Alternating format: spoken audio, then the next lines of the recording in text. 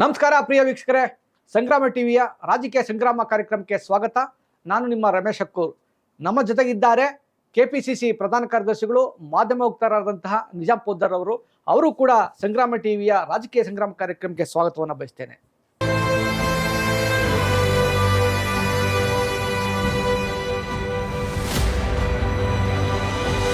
Sir, ತಮ್ಮ ಕುಟುಂಬದ ರಾಜಕೀಯ ಹಿನ್ನೆಲೆಯನ್ನ ನಮ್ಮ ಸಂಗ್ರಾಮ ಚಾನೆಲ್ ಮುಖಾಂತರ ವೀಕ್ಷಕರಿಗೆ ತಿಳಿಸಬೇಕು ಅಂತ ಕೇಳ್ಕೊತಿದ್ದೀನಿ. ನಮ್ಮ ತಂದೆಯವರು ಇಲ್ಲಿ ಚನ್ನಪಟ್ಟಣದಲ್ಲಿ ಕಾಂಗ್ರೆಸ್ ಪಾರ್ಟಿಯಲ್ಲಿ ಸುಮಾರು ಒಂದು 50 ವರ್ಷ ಕೆಲಸ ಮಾಡಿದ್ರು. ಅವ್ರು ಇಲ್ಲಿಂದ ಅಧ್ಯಕ್ಷರು ಆಗಿದ್ರು, DCC ಪ್ರೆಸಿಡೆಂಟ್ ಆಗಿದ್ರು, MLC ಆಗಿದ್ರು. ಅದೇ ಕಾಲದಲ್ಲಿ ಅವರು ಚನ್ನಪಟ್ಟಣ ತಾಲೂಕು ಮತ್ತು ರಾಮನಗರ ಜಿಲ್ಲೆಯಲ್ಲಿ ಭಾಳ ಕೆಲಸ ಮಾಡಿದ್ದಾರೆ. ಅವ್ರು ಸುಮಾರು ಲೀಡರ್ಸು ನಮ್ಮ 1970, 60s ಹಿಡಿದು 2000ವರೆಗೂ ಅವರು ಭಾಳ ಲೀಡರ್ಶಿಪ್ಪಲ್ಲಿ ಭಾಳ ಕೆಲಸ ಮಾಡಿದ್ದಾರೆ. ಅದೇ ಥರ ನಮ್ಮ ಅಣ್ಣ ಅವರು KMDCಯಲ್ಲಿ ಅಧ್ಯಕ್ಷರು ಆಗಿದ್ರು 2014-15. ಈಗ ನಾನು ಕಾಂಗ್ರೆಸ್ ಪಾರ್ಟಿಯಲ್ಲಿ ನ್ಯಾಷನಲ್ ಯೂತ್ ಕಾಂಗ್ರೆಸ್ಸಲ್ಲಿ ಇದ್ದೆ. ಅದರಾದಮೇಲೆ ಬ್ಯಾಂಗ್ಳೂರಿಂದ ನಾನು ಕೆಲಸ ಮಾಡಿಕೊಂಡು ಈಗ ಪ್ರಧಾನ ಕಾರ್ಯದರ್ಶಿ ಮತ್ತು ಕಾಂಗ್ರೆಸ್ ಪಾರ್ಟಿದು ವಕ್ತಾರರು ಆಗಿದ್ದೀನಿ. ಸುಮಾರು ನಾನು ನ್ಯಾಷನಲ್ ಟಿವಿಯಲ್ಲಿ ನಾನು ಕಾಂಗ್ರೆಸ್ ಪಾರ್ಟಿಗೆ ಡಿಫೆಂಡ್ ಮಾಡ್ಕೊಂಡು ಬಂದಿದ್ದೀನಿ. ಚನ್ನಪಟ್ಟಣ ತಾಲೂಕು ರಾಜಕಾರಣದಲ್ಲಿ ರಾಜಕೀಯ ಹಿನ್ನೆಲೆ ಉಳಿರ್ತಕ್ಕಂತಹ ನಿಮ್ಮ ತಂದೆಯ ಹೆಸರು, ನಿಮ್ಮ ಸಹೋದರರ ಹೆಸರನ್ನ ಹೇಳ್ಬೇಕು. ನಮ್ಮ ತಂದೆಯವರ ಹೆಸರು ಶಹಾಬುದ್ದೀನ್ ಫೌಜ್ದಾರ್ MLC ಆಗಿದ್ರು. ಅಣ್ಣ ಅವರು ಮಸೂದ್ ಫೌಜ್ದಾರ್ KMDC ಚೇರ್ಮನ್ ಆಗಿದ್ರು. ಸುಮಾರು ಒಂದು 30-35 ವರ್ಷ ಅವರು 10th ಸ್ಟ್ಯಾಂಡರ್ಡಿಂದ ಹಿಡಿದು ಇಷ್ಟು ವರ್ಷ ಕಾಂಗ್ರೆಸ್ ಪಾರ್ಟಿಯಲ್ಲಿ ಕೆಲಸ ಮಾಡಿಕೊಂಡು ಅಧ್ಯಕ್ಷರು ಆಗಿದ್ರು. ಅದಕ್ಕೆ ಒಂದು ನಮಗೆ ಕಾಂಗ್ರೆಸ್ ಪಾರ್ಟಿಯಲ್ಲಿ ಕೆಲಸ ಮಾಡೋಕ್ಕೆ ಒಂದು ಹೆಮ್ಮೆ. It's a proud moment for us. ತಂದೆಯವರು ಸಹೋದರರಿಂದ ಕ್ಷೇತ್ರಕ್ಕೆ ಯಾವುದಾದ್ರೂ ಕೊಡುಗೆ ನೀಡಿದ್ದಾರೆಯೇ? ನೋಡಿ, ಏನು ಕೊಟ್ಟಿದ್ದಾರೆ ಏನು ಕೊಟ್ಟಿಲ್ಲ ಅಂತ ಹೇಳೋಕ್ಕೆ ಭಾಳ ಕಷ್ಟ ಆಗ್ತದೆ. ಆದರೆ ಚನ್ನಪಟ್ಟಣ 1970, 60ಸಲ್ಲೂ ಏನಿತ್ತು ಚನ್ನಪಟ್ಟಣ, ಆಗ TV ಕೃಷ್ಣಪ್ಪ ಅವರು ಇಲ್ಲಿ MLA ಆಗಿದ್ರು. ಅದರ ಮುಂಚೆ ಅವ್ರ ತಂದೆಯವರಾಗಿದ್ದರು. ಆಗ ಈ ಚನ್ನಪಟ್ಟಣ ಒಂದು ಸ್ಮಾಲ್ ಹಳ್ಳಿ ಥರ ಇದ್ದಿದ್ದು, ಒಂದು ಸ್ಮಾಲ್ ಠಾಣೆ, ಒಂದು ಗ್ರಾಮಾಂತರ, ಒಂದು ಸ್ಮಾಲ್ ಟೌನ್ ಆಗಿತ್ತು. ಆ ಸಮಯದಿಂದ ಹಿಡಿದು 1995-96ವರೆಗೂ ಭಾಳ ಕೆಲಸ ಮಾಡಿ ಹೊಸ ಬಸ್ ಸ್ಟ್ಯಾಂಡ್ಗಳು, ಕಾಲೇಜಸ್ಸು, ಹೈಸ್ಕೂಲ್ ಗ್ರೌಂಡಲ್ಲಿ ಎಷ್ಟೋ ಸುಮಾರು ಸ್ಕೂಲ್ಸ್ ಎಲ್ಲ, ಒಕ್ಕಲಿಗ ಸಮಾಜ ಇರಲಿ, ಹಿಂದುಳಿದ OBC ಇರಲಿ, SC ಇರಲಿ, ನಮ್ಮ ಅಲ್ಪಸಂಖ್ಯಾತರ ಸಮಾಜಕ್ಕೂ ಭಾಳ ಕೆಲಸ ಮಾಡಿದ್ದಾರೆ ಅವರು. ಇವತ್ತು ಅವ್ರು ತೀರೋಗಿ ಒಂದು 30 ವರ್ಷ ಆಗಿದೆ. ಆದ್ರೇನು ನಾನು ಎಲ್ಲಾದ್ರೂ ಹೋದ್ರೆ ನಿಜಾಮ್ ಅಂದರೆ ಯಾರು ನನಗೆ ರೆಕಗ್ನೈಸ್ ಮಾಡೋದಿಲ್ಲ. ನಾನು ನಿಜಾಮ್ ಫೌಜ್ದಾರ್ ಅಂದರೆ ಓಹೋ ಶಹಾಬುದ್ದೀನ್ ಫೌಜ್ದಾರ್ ಅವ್ರ ಮಗ ನೀವು ಅಂತ ನನಗೆ ಗುರ್ಸ್ತಾರೆ. That is the impact of his leadership. ಆ ಲೀಡರ್ಶಿಪ್ಗೆ ಅವರು ಎಷ್ಟು ಇಂಪ್ಯಾಕ್ಟ್, ಇಲ್ಲಿ ಈ ಭಾಗದಲ್ಲಿ ಅವ್ರು ಎಷ್ಟು ಇದ್ದು ಒಂದು ಇಂಪ್ರಿಂಟ್ ಕೊಟ್ಟಿದ್ರಲ್ಲ, ಅದು ಒಂದು it's a strong feeling for us. ಈಗ ನಾವು ಏನಾದರೂ ಚನ್ನಪಟ್ಟಣದಲ್ಲಿ ನಾವು ಕೆಲಸ ಮಾಡಬೇಕು. ನಾನು ಹೇಳ್ತಾ ಇದ್ದೆ 2013 ಆ ಎಲೆಕ್ಷನ್ನಿಂದ 2018 ಆಗ ನಾನು ಹೇಳ್ತಾ ಇದ್ದೆ ಚನ್ನಪಟ್ಟಣ ಒಂದು ಸ್ವರ್ಣ ಚನ್ನಪಟ್ಟಣ ಆಗಬೇಕು ಅಂತ ನಾನು ಸುಮಾರು ವೇದಿಕೆ ಮೇಲೆ ಹೇಳಿದ್ದೀನಿ. ಅದೇ ನಮ್ಮ ತಂದೆದು ಇದು ಕನಸಿತ್ತು. ಈ ಚನ್ನಪಟ್ಟಣ ಒಂದು ಸ್ವರ್ಣ ಚನ್ನಪಟ್ಟಣ ಆಗಬೇಕು, ಒಂದು ಮಾಡೆಲ್ ಟೌನ್ ಆಗಬೇಕು, ಒಂದು ಪೂರ್ತಿ ದೇಶಕ್ಕೆ, ಒಂದು ರಾಜ್ಯಕ್ಕೆ ಈ ಥರ ಒಂದು ಮಾಡೆಲ್ ಟೌನ್ ಆಗಬೇಕು ಅಂತ ಒಂದು ನಮಗೆ ಮಾಸ್ಟರ್ ಪ್ಲ್ಯಾನ್ ಮಾಡಿ ಅದ್ರ ಮೇಲೆ ಕೆಲಸ ಮಾಡಿ, ಅಭಿವೃದ್ಧಿ ಕೆಲಸ ಆಗಲಿ, ಎಜುಕೇಷನ್ ಫೀಲ್ಡಲ್ಲಿ ಇರಲಿ, ಸೋಷಿಯಲ್ ಫೀಲ್ಡಲ್ಲಿ ಇರಲಿ, ಉದ್ಯೋಗ ಇರಲಿ, ಇಂಡಸ್ಟ್ರಿಯಲೈಸೇಷನ್ ಇರಲಿ, ಆ ಎಲ್ಲ ಒಂದು 360 ಡಿಗ್ರೀಸಲ್ಲಿ ನಾವು ಅಭಿವೃದ್ಧಿ ಇಲ್ಲಿ ಮಾಡಬೇಕು ಅಂತ ಒಂದು ಪ್ಲ್ಯಾನ್ ಹಾಕ್ಕೊಂಡಿದ್ದೀವಿ. ಅದರಲ್ಲಿ my father has a greater plan ಇದ್ದಿದ್ದು. ಅವ್ರು ಹೇಳ್ತಾ ಇದ್ರು ಚನ್ನಪಟ್ಟಣದಲ್ಲಿ, ಯಾಕಂದರೆ ಬ್ಯಾಂಗ್ಳೂರು ಮತ್ತು ಮೈಸೂರಲ್ಲಿ ಎಕ್ಸಾಕ್ಟ್ ಮಿಡಲ್ ಪಾಯಿಂಟ್. ಸೊ ಚನ್ನಪಟ್ಟಣಕ್ಕೆ ಒಂದು ಮೇಜರ್ ಪೊಟೆನ್ಷಿಯಲ್ ಇದೆ ಈ ಭೂಮಿಯಲ್ಲಿ. ಇಲ್ಲಿ ದೊಡ್ಡ ರಾಜಕಾರಣಿ ಆಗಿದ್ದಾರೆ. ಕುಮಾರಸ್ವಾಮಿ ಅವರು ಇಲ್ಲಿಂದ CM ಆದರು. ನಮ್ಮ ಡಿ ಕೆ ಶಿವಕುಮಾರ್ ಅವರು ಇಲ್ಲಿಂದ PCC ಪ್ರೆಸಿಡೆಂಟ್ ಆಗಿದ್ದಾರೆ, DCM ಆಗಿದ್ದಾರೆ. ಅದೇ ತರ ಸುಮಾರು ಲೀಡರ್ಸ್ ಇಲ್ಲಿಂದ ಬಂದು ಕೆಲಸ ಮಾಡಿ ಅವರು ಬಹಳ ಇತಿಹಾಸದಲ್ಲಿ ಅವರು ಹೆಸರು ಮಾಡ್ಕೊಂಡಿದ್ದಾರೆ. ಅದಕ್ಕೆ ಚನ್ನಪಟ್ಟಣದಲ್ಲಿ ಒಂದು ಪೊಟೆನ್ಷಿಯಲ್ ಇದೆ. ಆ ಪೊಟೆನ್ಷಿಯಲ್ಗೆ ನಾವು ಹೇಗೆ ಉಪಯೋಗಿಸ್ಕೊಂಡು ಇದು ಸ್ವರ್ಣ ಚನ್ನಪಟ್ಟಣ ಮಾಡಬೇಕು ಅಂತ ಇದ್ದೀವಿ. ಅದೇ ಗುರಿ ನಮ್ಮ DK ಸುರೇಶ್ ಅವರು ನಡೆಸ್ತಾವ್ರೆ. ಈಗ ಎಲ್ಲಾ ಗ್ರಾಮದಲ್ಲಿ, ಎಲ್ಲ ತಾಲೂಕ್ ಪಂಚಾಯತ್ ಇರಲಿ, ಗ್ರಾಮ ಪಂಚಾಯತ್ ಇರಲಿ, ZP ಇರಲಿ, ಎಲ್ಲಾ ಕಡೆ ಅವರು ಹೋಗಿ ಸುಮಾರು ಅನುದಾನ ತಂದು ಅಲ್ಲಿ ರೋಡ್ಸ್ ಇರಲಿ, ನೀರಾವರಿ ಇರಲಿ, ಎಲ್ಲ ಅಭಿವೃದ್ಧಿ ಕೆಲಸ ಅವರು ಮಾಡೋದು ಅದೇ ಪ್ಲಾನ್ ಅಲ್ಲಿ ನಡೀತಾವ್ರೆ. ಅದಕ್ಕೋಸ್ಕರ ನಮ್ಮ ಈಗ ನಾಯಕರು ಯಾರು ಅಂದ್ರೆ ಚನ್ನಪಟ್ಟಣದಲ್ಲಿ DK ಸುರೇಶ್ ಅವರು. ಚನ್ನಪಟ್ಟಣ ರಾಜಕಾರಣದಲ್ಲಿ ತಮ್ಮದೇ ಆದಂಥ ಛಾಪು ಮೂಡಿಸಿರ್ತಕ್ಕಂಥ ನಿಮ್ಮ ತಂದೆಯವರು, ಚನ್ನಪಟ್ಟಣಕ್ಕೂ ನಿಮ್ಮ ತಂದೆಯವ್ರಿಗೂ ಭಾರಿ ರಾಜಕೀಯ ನಂಟು. ಅವರ ವಂಶದ ಕುಡಿಗಳಾಗಿ ನಿಮ್ಮ ಸಹೋದರರು ಕೂಡ ಕಾಂಗ್ರೆಸ್ ಪಕ್ಷದಲ್ಲಿ ಒಂದು ವಿಶೇಷವಾದಂಥ ಸ್ಥಾನವನ್ನು ಪಡೆದಿದ್ರು. ಈಗ ನೀವು ಕೂಡ ವಿಶೇಷವಾದ ಸ್ಥಾನ ಪಡೆದಿದ್ರಿ. ಅದು ಒಟ್ಟಾರೆ ಇರಲಿ.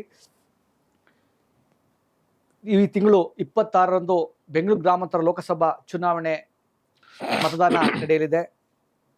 ಈ ಬೆಂಗಳೂರು ಗ್ರಾಮಾಂತರ ಲೋಕಸಭಾ ಕ್ಷೇತ್ರದ BJP JDS ಮೈತ್ರಿಕೂಟದ ಅಭ್ಯರ್ಥಿಯಾಗಿ ಡಾಕ್ಟರ್ ಮಂಜುನಾಥ್ ಅವರು ಕಣದಲ್ಲಿದ್ದಾರೆ.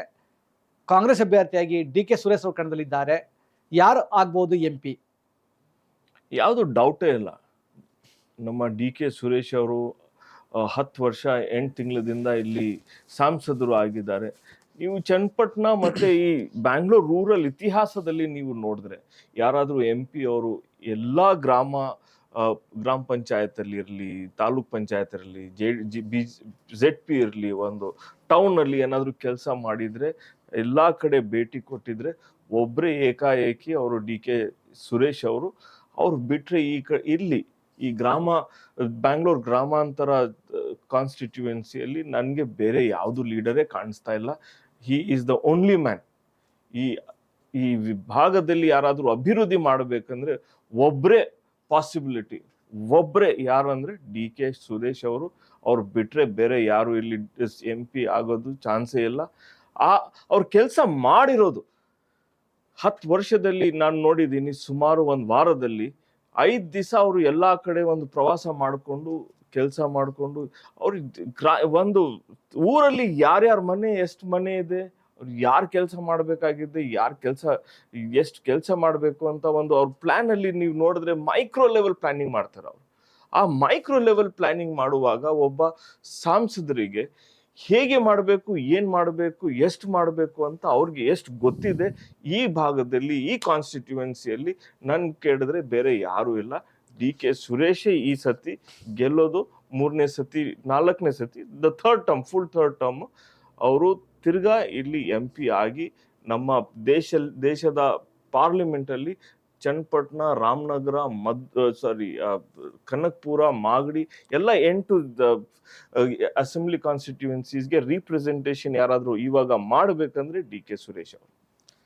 ತಾವು ಹೇಳ್ತಾ ಇದ್ದೀರಿ DK ಸುರೇಶ್ ಅವರು ಗೆಲ್ಲುವುದರಲ್ಲಿ ಸಂಶಯವೇ ಇಲ್ಲ ಅಂತ. ಆದರೆ ಸಾಕಷ್ಟು ಎಲೆಕ್ಟ್ರಾನಿಕ್ ಮೀಡಿಯಾ, ಪ್ರಿಂಟ್ ಮೀಡಿಯಾಗಳು ಡಾಕ್ಟರ್ ಮಂಜುನಾಥ್ ಅವರೇ ಜಯ ಸಾಧಿಸ್ತಾರೆ ಅನ್ನೋ ಒಂದು ಸಮೀಕ್ಷೆಯನ್ನ ನೀಡಿವೆ. ಇದ್ರ ಬಗ್ಗೆ ತಾವೇನ್ ಹೇಳ್ತೀರಿ? ಈಗ ನೋಡಿ, ಮೋದಿ ಅವರು ಎಲ್ಲಾ ಕಡೆ ಹೇಳ್ಕೊಂಡು ಓಡಾಡ್ತಾವ್ರೆ. 400 ಪಾರ್ 400 ನಾವು ಗೆಲ್ತೀವಿ, 400 ನಾವು ಗೆಲ್ತೀವಿ ಅಂದ್ರೆ ನೀವು ಮ್ಯಾಥಮೆಟಿಕ್ಸ್ ಮಾಡಿದ್ರೆ ಚಾನ್ಸೇ ಇಲ್ಲ ಅವರು 400 ಗೆಲ್ಲೋದು. ಅದೇ ತರ ಈ ಎಲೆಕ್ಟ್ರಾನಿಕ್ ಮೀಡಿಯಾದಲ್ಲಿ ಇವರು ಒಂದು ಕಾನ್ಸ್ಪಿರಸಿ, ಒಂದು ಟ್ರೋಲಿಂಗ್, ಒಂದು ಗೋಧಿ ಮೀಡಿಯಾ ತರ ಸ್ಟಾರ್ಟ್ ಮಾಡ್ಕೊಂಡು ಈಗ ಹೇಳ್ತಾವ್ರೆ ಬರೀ ಮಂಜುನಾಥ್ ಅವರೇ ಗೆಲ್ಲೋ ಚಾನ್ಸಸ್ ಇದೆಯಾ ಅಂತ. ಹೇಗೆ? ಈಗ ನೀವು ಯಾವ್ದಾದ್ರು ಸಮೀಕ್ಷೆ ನೋಡಿ, ಎನಿ ಸರ್ವೆ ನೋಡಿ, ಒಂದೇ ಹೆಸರು ಬರ್ತಾ ಇರೋದು DK ಸುರೇಶ್. ಆದ್ರೆ ಒಂದು ವಿಡಿಯೋ ಅಲ್ಲಿ ಯಾರಾದ್ರೂ ಹೇಳ್ತಾ ಬರೋದು ಮಂಜುನಾಥ್ ಅವರು ಅಂತ. ಯಾಕೆ ಚಾನ್ಸ್ ಇಲ್ಲ ಅಂತ ನೀವು ಕೇಳಬೇಕು. ಯಾರಾದ್ರೂ ಕರ್ನಾಟಕದಿಂದ ಮೋದಿ ಅವ್ರಿಗೆ ನಿಂತು ಅವ್ರಿಗೆ ವಿರೋಧ ಮಾಡಿರೋದಂದ್ರೆ ಒಬ್ಬರೇ DK ಸುರೇಶ್ ಅವರು. ಕರ್ನಾಟಕದಿಂದ 4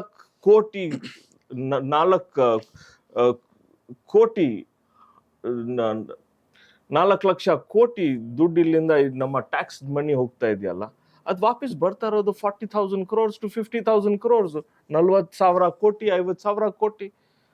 ಆ ಧ್ವನಿ 25 BJP ಅವರು ಸಂಸದರು ಇದ್ರಲ್ಲ, ಅವ್ರು ಯಾಕೆ ಈ ಮಾತು ಕೇಳಿಲ್ಲ? ನಾವು ಕೊಡ್ತಾ ಇರೋದು 100 ರೂಪಾಯಿ, ಬರ್ತಾ ಇರೋದು 13 ರೂಪಾಯಿ. ನಾವು ಪಡ್ತಾ ಇರೋದು ನಮ್ಮ ಶ್ರಮೆ, ನಮ್ಮ ಕೆಲಸ, ನಮ್ಮ ಉದ್ಯೋಗ.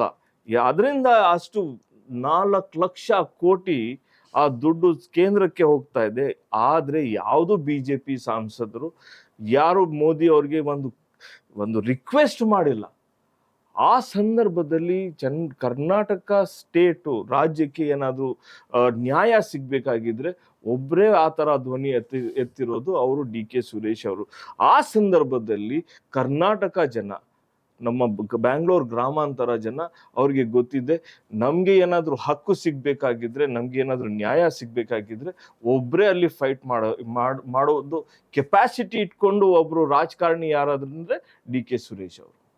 ಡಿ.ಕೆ. ಸುರೇಶ್ ಅವರು ಈ ರಾಜಕಾರಣದಲ್ಲಿ ಪ್ರತ್ಯೇಕ ದೇಶವನ್ನು ಕೇಳಿದ್ರು. ಆ ವಿಚಾರದಲ್ಲಿ ತಮ್ಮ ಅಭಿಪ್ರಾಯ? ನೋಡಿ, ಅವ್ರು ಏನ್ ಹೇಳಿದ್ದು, ಈ ತರ ನಮ್ಮ ಟ್ಯಾಕ್ಸ್ ಹೇಗೆ ಇವರು ಮಿಸ್ಯೂಸ್ ಮಾಡಿಕೊಂಡು ನಮಗೆ ವಾಪಸ್ ಏನಕ್ಕೆ ನಾವು ಈಗ ನೋಡಿ, ಬರಗಾಲ ಇದೆ, ಮಳೆ ಬರ್ತಾ ಇಲ್ಲ, ನೀರಿಲ್ಲ. ಆ ಸಂದರ್ಭದಲ್ಲಿ ನಾವು ನಮ್ಮ ಸರ್ಕಾರ ಒಂದು ಪರಿಹಾರ ಕೊಡಿ ಅಂತ ಮೋದಿ ಅವ್ರಿಗೆ ಮತ್ತೆ ನಿರ್ಮಲಾ ಸೀತಾರಾಮನ್ ಅವ್ರಿಗೆ ಕೇಳಿದ್ದೀವಿ. ಅಕ್ಟೋಬರಲ್ಲಿ ಕೊಟ್ಟಿರೋದು ನಾವು ಅರ್ಜಿ. ಆ ಅರ್ಜಿ ಈಗ ಅವರು ಆರಾಮಾಗಿ ಕೂತಿದ್ದಾರೆ. ಆದ್ರೆ ಇಲ್ಲಿ ಎಮರ್ಜೆನ್ಸಿ ಇದೆಯಲ್ಲ, ಆಗ ಇವರು ಯಾರು ಯಾಕೆ ಕೇಳಿಲ್ಲ? ನಮ್ಮಿಂದ ಒಂದು 4 ಲಕ್ಷ ಕೋಟಿ ತಗೊಳ್ತಾ ಇದ್ದಾರೆ. ಆದ್ರೆ ಒಂದು 20,000 ಕೋಟಿ, 25,000 ಕೋಟಿ, 30,000 ಕೋಟಿ ಇಲ್ಲಿ ಜನರಿಗೆ ಬಹಳ ತೊಂದರೆ ಇದೆ. ಯಾಕೆ ಕೊಡಬಾರ್ದು? ಅವರು ನಮ್ಗೇನು ಪರಿಹಾರ ಕೊಡ್ತಾ ಇಲ್ಲ, ಆದ್ರೆ ನಮ್ಮ ಓಟು ಬೇಕು, ನಮ್ಮ ದುಡ್ಡು ಬೇಕು, ನಮ್ಮ ಎಲ್ಲ ರಿಸೋರ್ಸಸ್ ಕರ್ನಾಟಕದಿಂದ ಅವ್ರಿಗೆ ಬೇಕಾಗಿದೆ ಮೋದಿ ಅವ್ರಿಗೆ. ಆದ್ರೆ ನಮ್ಗೆ ಈಗ ಪರಿಸ್ಥಿತಿ ಇರೋದು, ನೀರಿಲ್ಲ, ಕ್ರಾಪ್ಸ್ ಎಲ್ಲ ಕೆಟ್ಟ ಹೋಗ್ತಾ ಇದೆ. ಆ ಸಂದರ್ಭದಲ್ಲಿ ಅವರು ತಿರ್ಗಾ ಹೇಳ್ತಾವ್ರೆ ನನ್ಗೆ ಮೋದಿ ಗ್ಯಾರಂಟಿ, ನನ್ಗೆ ವೋಟ್ ಕೊಡಿ ಅಂದ್ರೆ ಯಾವ ಗ್ಯಾರಂಟಿ ರೀ ಅದು? ಯಾವ ಗ್ಯಾರಂಟಿ? 2 ಕೋಟಿ ಉದ್ಯೋಗ ಕೊಡ್ತೀನಿ ಅಂತ ಹೇಳಿದ್ರು, ಆ ಗ್ಯಾರಂಟಿ ಕಂಪ್ಲೀಟ್ ಮಾಡಿದಾರ? 15 ಲಕ್ಷ ನಾನು ಕೊಡ್ತೀನಿ ನಿಮ್ಮ ಅಕೌಂಟ್ ಅಲ್ಲಿ ಅಂತ ಹೇಳಿದ್ದು, ಆ ಗ್ಯಾರಂಟಿ ಕೊಟ್ಟಿದಾರ? 45 ಇಯರ್ಸ್ ಅಲ್ಲಿ 25 ವರ್ಷದಲ್ಲಿ ಹೈಯೆಸ್ಟ್ ಅನ್ಎಂಪ್ಲಾಯ್ಮೆಂಟ್, ಉದ್ಯೋಗ ಇಲ್ಲ. ಹೇಳ್ತೀನಿ ಅಂತ ಕೊಟ್ಟಿದಾರ? ಆ ಗ್ಯಾರಂಟಿ ಮಾಡಿದಾರ? ಮಾಡಿಲ್ಲ. ನೀವು ಅದೇ 350 ರೂಪಾಯಿ ಒಂದು ಸಿಲಿಂಡರ್ ಇತ್ತು, ಇವಾಗ 1,000 ನಿಯರ್ಲಿ 1,000 ಆಗಿದೆ. ಆ ಗ್ಯಾರಂಟಿ ಯಾಕೆ ಇವರು ಕಡಿಮೆ ಮಾಡಿಲ್ಲ? Price rise. ಈಗ ಚನ್ನಪಟ್ಟಣದಲ್ಲಿ ಒಂದು ಸ್ಮಾಲ್ ಟೌನ್, ಒಂದು ಹಳ್ಳಿಯಲ್ಲಿ ನೀವು ಜೀವನ ಮಾಡ್ಬೇಕಂದ್ರೆ ಒಂದು 15,000 ಬೇಕು ಇವಾಗ. ಅದೇ 2014 ಅಲ್ಲಿ ಆಗ ನಮ್ಗೆ ಒಂದು 5,000 ಇದ್ದಿದ್ರೆ ನಾವು ಜೀವನ ಮಾಡ್ಬೋದಾಗಿತ್ತು. ನಾವು ಅಷ್ಟು ಇನ್ನು 10,000 ಎಲ್ಲಿಂದ ತರೋದು ಈಗ? ಅದಕ್ಕೋಸ್ಕರ ಕರ್ನಾಟಕ ಸರ್ಕಾರ ಕೊಡ್ತಾ ಇರೋದು ಗೃಹಲಕ್ಷ್ಮಿ, ಗೃಹ ಜ್ಯೋತಿ, ಮತ್ತೆ ಬಸ್ಸಲ್ಲಿ ಫ್ರೀ, ಮತ್ತೆ ಯುವ ನಿಧಿ, ಇದೆಲ್ಲ ಕೊಡ್ತಾ ಇರೋದು ಏನಕ್ಕೆ? ಆ ಜೀವನ ಮಾಡಕ್ಕೆ, ಆ ಸಂಸಾರ ನಡೆಸಕ್ಕೆ ಒಂದು ಈಸ್ ಆಗ್ಲಿ, ಒಂದು ಸಪೋರ್ಟ್ ಆಗ್ಲಿ ಅಂತ ನಮ್ಮ ಸರ್ಕಾರ ಕೊಡ್ತಾ ಇದೆ. ಅದೇ ಮೋದಿ ಅವ್ರು ಏನ್ ಕೊಡ್ತಾವ್ರೆ? ಅದೇ ಮಂಜುನಾಥ್ ಅವರು MP ಇಲ್ಲಿಂದ ಆಗಿ ಪಾರ್ಲಿಮೆಂಟ್ ಹೋದ್ರೆ ಏನಾದ್ರು ಕಡಿಮೆ ಮಾಡಿಸ್ತಾರ ಇಲ್ಲಿ? ಈಗ 1 ಸಿಲಿಂಡರ್ 300 ರೂಪಾಯಿ ಆಗತ್ತಾ? 1 ಲೀಟರ್ ಪೆಟ್ರೋಲ್ 30 ರೂಪಾಯಿ ಆಗತ್ತಾ? ಅವ್ರು ಹೇಳ್ತಾ ಇದ್ರಲ್ಲ, ನಾವು ಬಂದ್ರೆ 30 ರೂಪಾಯಿ 35 ರೂಪಾಯಿ 1 ಲೀಟರ್ ಮಾಡ್ತೀವಿ ಅಂತ. ತಿರ್ಗಾ ಆಗತ್ತಾ? ಚಾನ್ಸಸ್ ಇದೆಯಾ? ಉದ್ಯೋಗ ಆಗತ್ತಾ? 10 ವರ್ಷದಲ್ಲಿ 2 ಕೋಟಿ ಒಂದು ವರ್ಷಕ್ಕೆ ಅಂದ್ರೆ ಇವಾಗ 20 ಕೋಟಿ ಉದ್ಯೋಗ ಇದ್ದಿದ್ರೆ ದೇಶದಲ್ಲಿ ಯಾರು ಅನ್ಎಂಪ್ಲಾಯ್ಡ್ ಆಗೋದು ಚಾನ್ಸಸ್ಸೇ ಇರಲಿಲ್ಲ. ಆದ್ರೆ 45 ಇಯರ್ಸ್ ಅಲ್ಲಿ ಈಗ ಹೈಯೆಸ್ಟ್ ಅನ್ಎಂಪ್ಲಾಯ್ಮೆಂಟ್. ಕರ್ನಾಟಕದಲ್ಲಿ ಇದ್ದಿದ್ದು ಒಂದು 2.5 lakh crores ನಮ್ಗೆ ಡೆಟ್ ಇದ್ದಿದ್ದು, ಸಾಲ ಇದ್ದಿದ್ದು. ಲಾಸ್ಟ್ 4 ಇಯರ್ಸ್ ಅಲ್ಲಿ ಬೊಮ್ಮಾಯಿ ಸರ್ಕಾರ ಅವರು 3 ಲಕ್ಷ ಕೋಟಿ ಇನ್ನೂ ಜಾಸ್ತಿ ಸಾಲ ಮಾಡಿದ್ದಾರೆ. 5.5 ಲಕ್ಷ ಕೋಟಿ ಇವಾಗ ಕರ್ನಾಟಕದಲ್ಲಿ ಸಾಲ ಇದೆ. ದೇಶದಲ್ಲಿ 55 ಲಕ್ಷ ಕೋಟಿ 60 ಇಯರ್ಸ್ ಅಲ್ಲಿ ನಾವು ಏನ್ ಸಾಲ ಮಾಡಿದ್ದು, ಈಗ ಲಾಸ್ಟ್ 10 ಇಯರ್ಸ್ ಅಲ್ಲಿ 205 ಲಕ್ಷ ಕೋಟಿ ಅವರು ಸಾಲ ತಗೊಂಡಿದಾರಲ್ಲ, ಆ ದುಡ್ಡು ಎಲ್ಲಿ ಹೋಗಿದೆ? ಉದ್ಯೋಗ ಎಲ್ಲಿ ಆಗಿದೆ? ಎಷ್ಟು ಫ್ಯಾಕ್ಟ್ರೀಸ್ ನಿರ್ಮಾಣ ಮಾಡಿದ್ದಾರೆ? ಎಷ್ಟು ರೋಡ್ ಮಾಡಿದ್ದಾರೆ? ಏನಾದ್ರೂ ಲೆಕ್ಕಾಚಾರ ಇರ್ಬೇಕಲ್ವೇ? ನಾವು ಬರ್ತೀವಿ, ನಮ್ಮ ಗ್ಯಾರಂಟಿ. ಮೋದಿ ಯಾವ ಗ್ಯಾರಂಟಿ?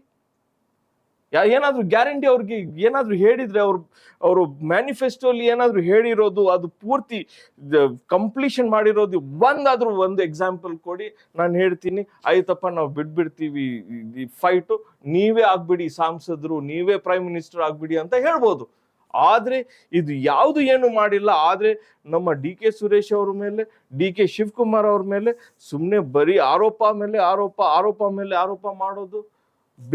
ಬೇರೆ ಏನಾದ್ರೂ ಇದ್ರೆ ಅವ್ರಿಗೆ ಅಭಿವೃದ್ಧಿ ಮೇಲೆ ಏನಾದ್ರೂ ಎಲೆಕ್ಷನ್ ಫೈಟ್ ಮಾಡೋದು, ಏನಾದ್ರೂ ಒಂದು ವಿಷಯ ಹೇಳ್ರಿ, ಚಾನ್ಸೇ ಇಲ್ಲ. ಅವ್ರು ಏನಾದ್ರೂ ಅಭಿವೃದ್ಧಿಯಲ್ಲಿ ಮಾಡಿದ್ರೆ ಹೇಳ್ಬೋದು.